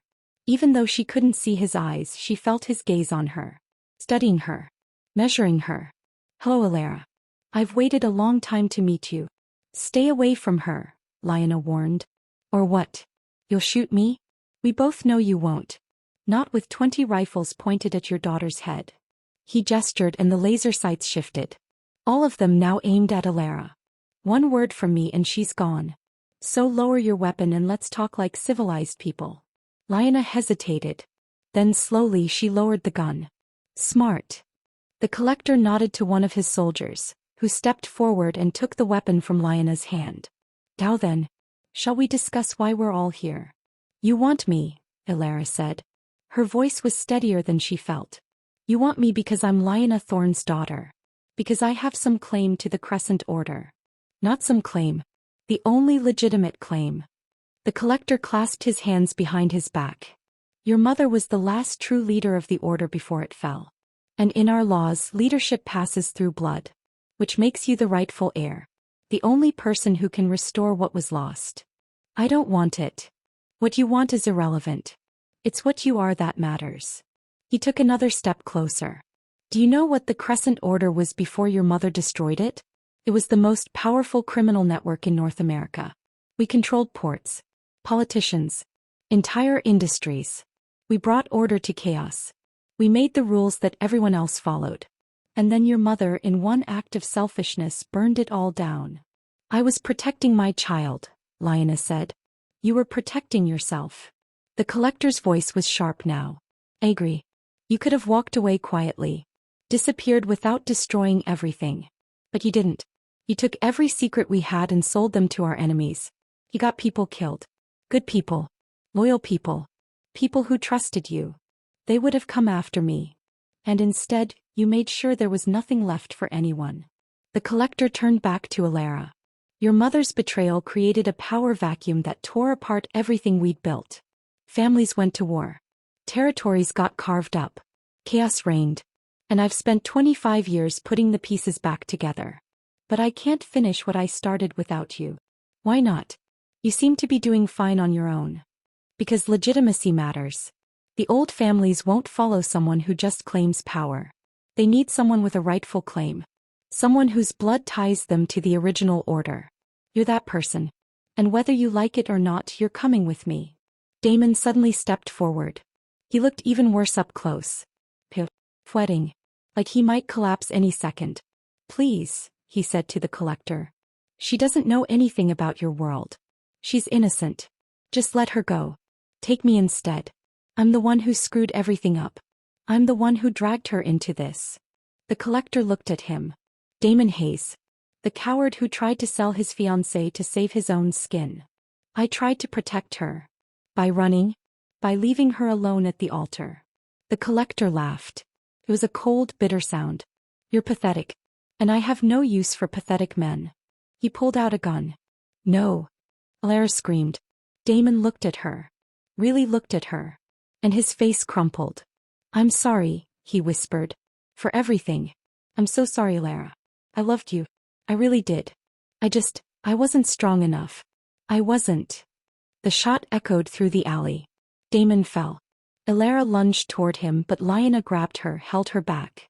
Damon lay on the ground, blood pooling beneath him. His eyes were open, staring at nothing. No, Alara sobbed. No, no, no. He's gone, Lyanna said quietly. The collector holstered his gun. Now, where were we? Ah, yes. You're coming with me, Alara. Voluntarily or otherwise. Over my dead body, Lyanna snarled. That can be arranged.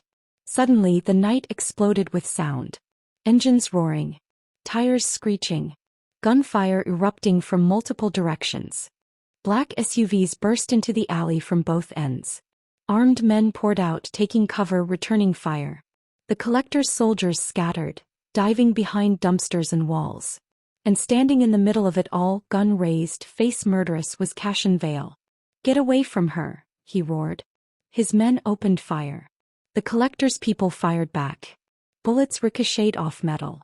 Glass shattered. Someone screamed. Cashin ran toward Alara, keeping low.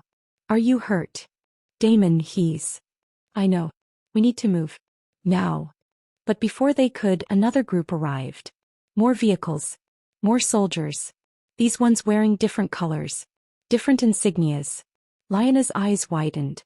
Pi people. You brought backup? The collector sounded almost amused. You think I'd come here without insurance? The alley became a war zone. 3 factions. All shooting at each other. All fighting for control. Cashin grabbed Alara and pulled her behind a dumpster. Stay down. What about my mother? She can take care of herself.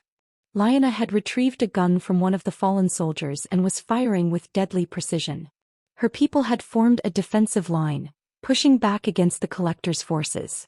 The collector himself had retreated to a safer position, barking orders. Take the girl. Don't kill her. We need her alive. Cashin's men tried to form a protective circle around Alara, but there were too many attackers. Too much chaos. A soldier from the collector's team broke through, grabbed Alara's arm, yanked her away from the dumpster. Got her. Cashin spun around. Alara. He ran toward her. The soldier raised his gun, aimed at Cashin's head. Time seemed to slow down. Alara saw it happening. Saw the finger tightening on the trigger. Saw Cashin running straight into the line of fire. No, she screamed. Cashin tackled the soldier. They went down hard. The gun went off. But the bullet didn't hit the soldier. It hit Cashin. He stumbled back, hand going to his side. Blood seeped through his fingers. Dark. Too much. Cashin. Alara broke free and ran to him. He dropped to one knee, face pale. I'm fine. It's just. He collapsed. Alara caught him or tried to. He was too heavy. They both went down. No, no, no. Stay with me. Cashin, stay with me. His eyes were losing focus. Blood soaked through his shirt. Through her hands as she tried to stop the bleeding. Get him out of here. Lyanna appeared beside them, firing cover shots. Pykar sighed. Go. Seraphine materialized from nowhere. When had she arrived? She grabbed Cashin under one arm. Help me. Together they dragged Cashin toward Lyanna's car. Bullets whizzed past. Someone screamed behind them. The firefight raged on. They threw Cashin into the back seat. Alara climbed in with him, pressing her hands against the wound. So much blood. Drive. Seraphine shouted. Lyanna gunned the engine. They tore out of the alley, leaving the war behind. Cashin's eyes fluttered open. He looked at Alara. You're okay? Don't talk. Save your strength. Had to protect you. His hand reached for hers. Found it. Held it weakly. Had to. I know. Just stay with me. Please. His eyes closed. Cashin? Cashin. Seraphine checked his pulse. Her face was grim. He's still alive. But we need a hospital. Now. No hospitals, Lyanna said from the front. They'll be watching. I know a place. Hold on. The car sped through the night. And in the back seat, Alara held Cashin's bloody hand and prayed he wouldn't die saving her. They drove for 15 minutes before Lyanna pulled over at an abandoned gas station. Cashin was barely breathing. His face was gray. His shirt soaked through with blood. Why are we stopping? Alara demanded. He's dying. We're being followed, Lyanna said, checking the rearview mirror. 3 cars. Maybe 4. They've been on us since we left the factory. Seraphine looked back through the rear window. The collector's people. They're not giving up. Of course they're not. Lyanna's jaw was tight. They want you, Alara. They'll chase us until we're out of gas or dead. Whichever comes first. Alara looked down at Cashin. His breathing was shallow. Uneven. He was running out of time. And suddenly something clicked in her brain. She'd spent the last few days being dragged around. Being protected. Being hidden. Being treated like a fragile thing that needed to be kept safe at all costs. But she wasn't fragile. She was Lyanna Thorne's daughter. And if her mother could outsmart an entire criminal empire, then maybe Alara could too. I have an idea, she said. Everyone looked at her. They want me, right? The collector. His people. They're following us because they think I'm in this car. You are in this car, Seraphine pointed out. But what if I wasn't? Alara's mind was racing now. What if we split up? Make them choose which car to follow. Lyanna's eyes narrowed. That could work. But it's risky. If they follow you, then I'll deal with it. Alara's voice was stronger now. Certain. I'm done running. I'm done being the prize everyone fights over. If they want me so badly, let them come. But on my terms.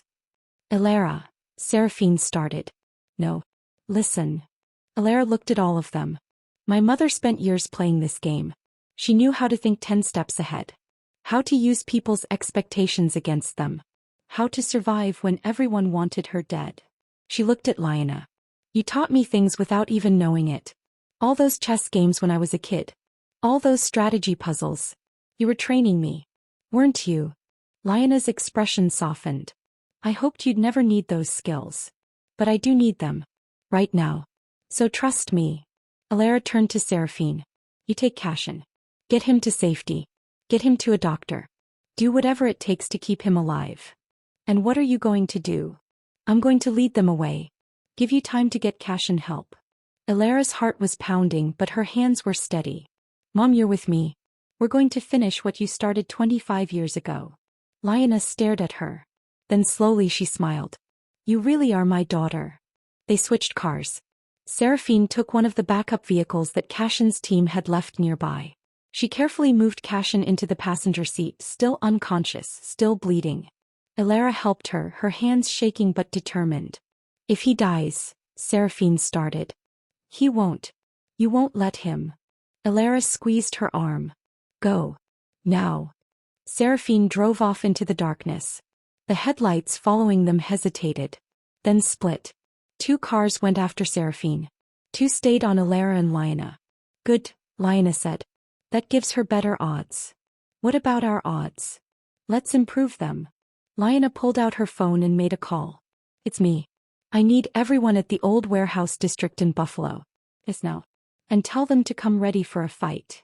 She hung up and looked at Alara. You remember what I used to tell you about chess?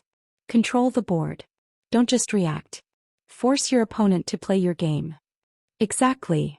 Lioness started driving again. Not away from their pursuers. Toward something. The collector thinks he's hunting us. But we're about to turn him into the prey. They drove for another 20 minutes. The cars behind them stayed close but didn't try to force them off the road.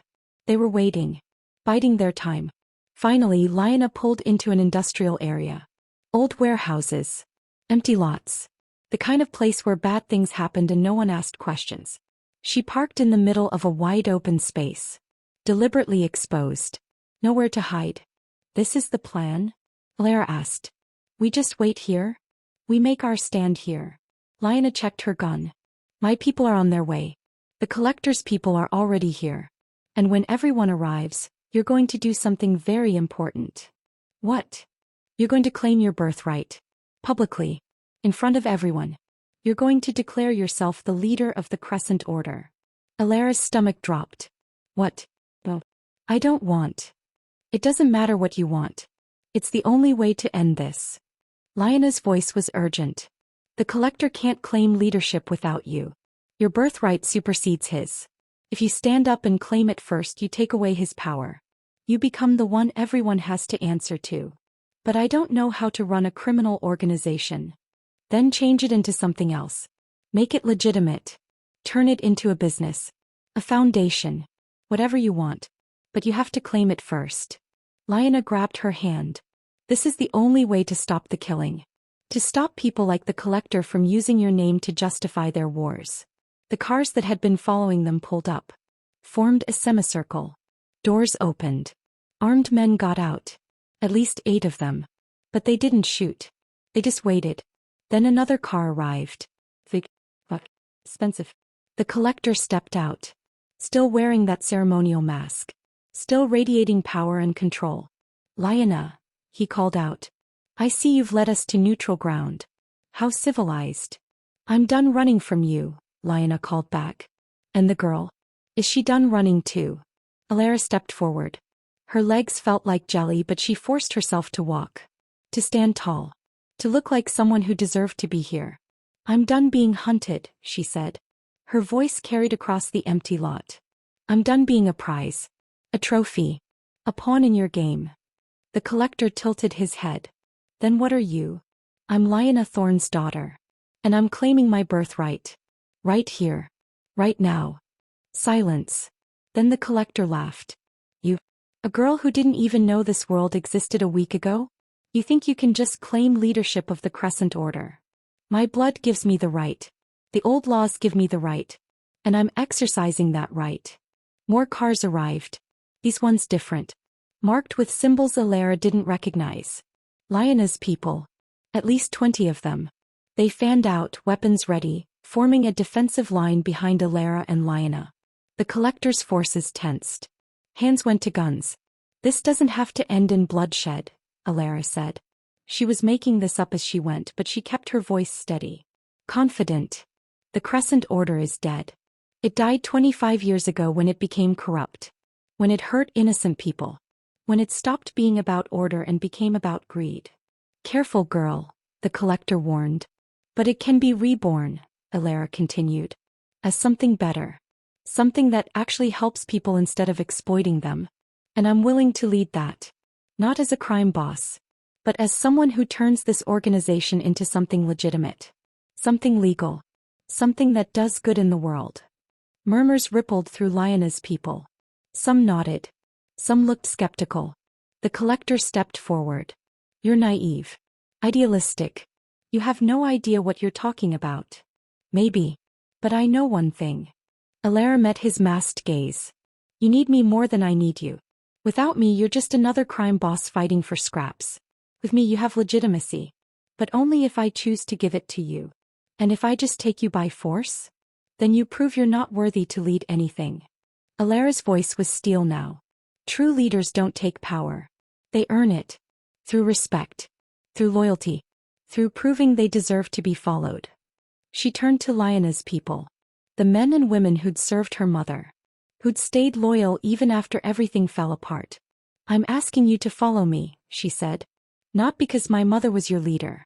Not because some old law says I have the right. But because I'm offering you something better than this endless war. A chance to build something that lasts. Something that matters. Something you can be proud of. No one moved. Then one of the soldiers lowered his gun. And knelt. Another followed. Then another. Within moments all of Lyanna's people were on one knee. Heads bowed. Not to the collector. To Alara. The collector stared. His hands clenched into fists. This isn't over, he said quietly. Yes, Alara said. It is. You can join us. Help us rebuild the right way. Or you can leave. But either way the old Crescent Order is dead. And I'm building something new. The collector stood there for a long moment. Then he turned and walked back to his car. His men followed. They drove away into the night. And Alara stood there surrounded by people kneeling to her and realized what she'd just done. She'd won. But at what cost? 3 days later, Alara sat in a small coffee shop in downtown Toronto. Normal people walked by outside. Living normal lives. Going to work. Meeting friends. Complaining about traffic. She envied them. The last 72 hours had been a blur. After the collector left Lyanna's people, her people now, apparently, had escorted them to a secure location. They'd celebrated her claim to leadership. Toasted her bravery. Talked about plans for the future. But Alara hadn't celebrated. She just asked where Cashin was. Seraphine had gotten him to a private doctor. Someone who didn't ask questions. The bullet had missed anything vital but he'd lost a lot of blood. He needed rest. Time to heal. Alara had wanted to see him immediately but Seraphine said no. He needed to stabilize first. So Alara had waited. And while she waited she'd thought about everything that had happened. About Damon. Dead because of choices he'd made out of fear. About her mother. Alive but living a lie for 25 years. About Cashin. Who'd taken a bullet meant for her. And about herself. About who she was. About who she wanted to be. Now sitting in this coffee shop she'd finally figured it out. Her phone buzzed. A text from Seraphine. He's awake. And asking for you. Alara paid for her untouched coffee and left. The safe house was in a quiet neighborhood. Nice houses. Families. Kids playing in yards. The last place anyone would look for a mafia boss recovering from a gunshot wound. Seraphine let her in. He's upstairs.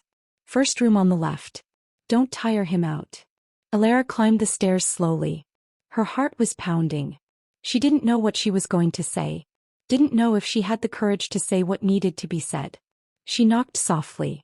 Come in, Cashin's voice called. Weaker than usual but alive. She opened the door. He was sitting up in bed, propped against pillows. Bandages wrapped around his torso. His face was still pale but his eyes were clear. Alert. When he saw her, something flickered across his expression. Relief. Joy. Something deeper. You're okay, he said. I should be saying that to you. You're the one who got shot. Worth it. He tried to smile but winced. Hurts to laugh. Hurts to breathe. Pretty much hurts to exist right now. Then stop talking. She sat in the chair beside the bed. Just rest. Can't.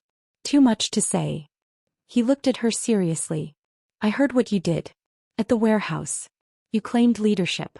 Stood up to the collector. Got everyone to kneel. I did what I had to do. You did more than that. You took control. On your own terms. His voice was full of pride. I knew you were strong. But I didn't know you were that strong. Elara looked down at her hands. I've been thinking a lot. About everything. About what my mother did. What you did. What everyone expects from me now. And I'm done being what other people need me to be. She looked up, meeting his eyes. My mother wants me to lead the Crescent Order. To rebuild what she destroyed. To carry on her legacy. But that's her dream. Not mine. Cashin was quiet. Listening. The collector wanted to use me as a puppet. A figurehead to legitimize his power grab. And all those people who knelt to me? They don't want me. They want what I represent. They want the old order back. The old ways. What do you want? I want to be free. Her voice cracked. I want to make my own choices. Live my own life. Not be trapped by some contract made before I was born. Not be owned by anyone. Not be a pawn in someone else's game. Cashin's expression was unreadable. Then be free. She stared at him. What? You heard me. Be free. He shifted slightly, wincing at the pain. The wife claim. The contract. All of it. I'm releasing you. As of right now, you're not bound to me. Not bound to my family. You're free to walk away. To live whatever life you want. Elara felt tears burning her eyes. Just like that. Just like that. His voice was soft. Sincere. I meant what I said before. I care about you. More than duty. More than contracts. More than anything. And if you care about someone, you let them choose. You don't force them. You don't trap them. You give them the freedom to walk away. Even if it kills you to let them go. A tear rolled down her cheek. You'd really let me go? If that's what you want. Yes. She was quiet for a long moment. Then she said, what if I don't want to go? He looked at her. Really looked at her. What? What if I choose to stay? Not because of a contract. Not because I'm trapped. But because I want to. She leaned forward. You crashed my wedding. You claimed me in front of everyone. You dragged me into this insane world. And yes, you controlled things. You made decisions for me. You kept secrets. And I was angry about all of that. I know. You had every right to be. But you also saved my life. Multiple times. You took a bullet for me. You fought for me when no one else would. Her voice was steady now. Certain. And when I asked you to let me go to give me my freedom, you did. Without hesitation. That's not ownership. That's love. Cashin's breath caught. I'm choosing you, Elara said. Not as the man who claimed me. Not as the Mafia boss who controls my fate. But as the man who gave me the freedom to choose. And I choose you. He reached for her hand. He took it. His grip was weak but warm. Are you sure? He asked quietly. This life. It's dangerous. It's complicated. There will always be threats. Always be enemies. I can't promise you safety. I don't want safety. I want truth. I want honesty. I want someone who sees me as an equal. Not a trophy. Not a pawn. Just me. He squeezed his hand. Can you do that? Yes. His voice was rough with emotion. I can do that. She leaned in and kissed him. Careful not to hurt him. But full of promise. Full of hope. When she pulled back, he was smiling. A real smile. The first one she'd seen from him that reached his eyes. So what now? He asked. Now. We figure out how to live. She stood up. But first I need to deal with my mother. And the Crescent Order. And all those people who think I'm going to lead them. What are you going to tell them? The truth. That I'm not my mother. That I'm not rebuilding the old order. That they need to find a new path. Just like I'm finding mine. They won't like that. I don't care. She smiled. I'm done being what other people want. Time to be what I want. She turned to leave, then stopped. Oh. And Cashin. Yeah. When you're healed. We're going on a real date. Somewhere normal. Somewhere with no guns. No threats. No drama. Just dinner and a movie like regular people. He laughed, then winced again. Deal. She left him there, smiling despite the pain. And as she walked down the stairs, she felt lighter than she had in days. Free. Finally free. Seraphine was waiting at the bottom. Everything okay? Yeah. Everything's okay. Good. Because this came for you. Seraphine held out an envelope. Cream-colored. Expensive paper. Sealed with wax. Blair took it. Turned it over. Her mother's handwriting. Neat. Precise. For Alara. Open alone. When did this arrive? About an hour ago. Courier dropped it off. Wouldn't say who sent it, but I recognized the seal. It's Lionel's. Alara's stomach twisted. She walked to the living room and sat down. Stared at the envelope for a long moment. Then slowly, carefully, she broke the seal and opened it. Inside was a single piece of paper. And a small card with coordinates written on it. The letter was short. My dearest Alara.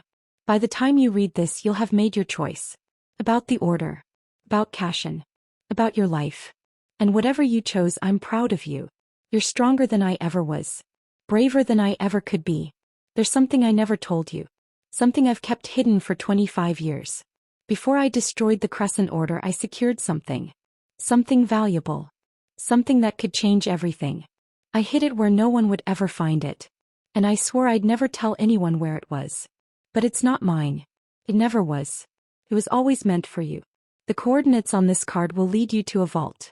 What's inside belongs only to you. Not to me. Not to the collector. Not to anyone but you. Use it wisely. Or don't use it at all. The choice as always is yours. I love you. I'm sorry for everything. And I hope someday you can forgive me. Alara stared at the coordinates. At the letter. At the weight of one more secret. One more mystery. She looked up at Seraphine. Did you read this? No. Wasn't addressed to me. Good.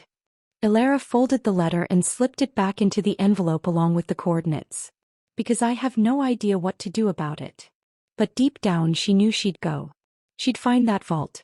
She'd see what her mother had hidden. Because some mysteries demanded to be solved. Even when you were finally free. We have come to the end of the story. Thank you for watching to the end. Share your opinion about this story in the comments below. I like getting feedback from my audience. Also, don't forget to like, subscribe and hit the notification bell so you won't miss any of our heartwarming stories.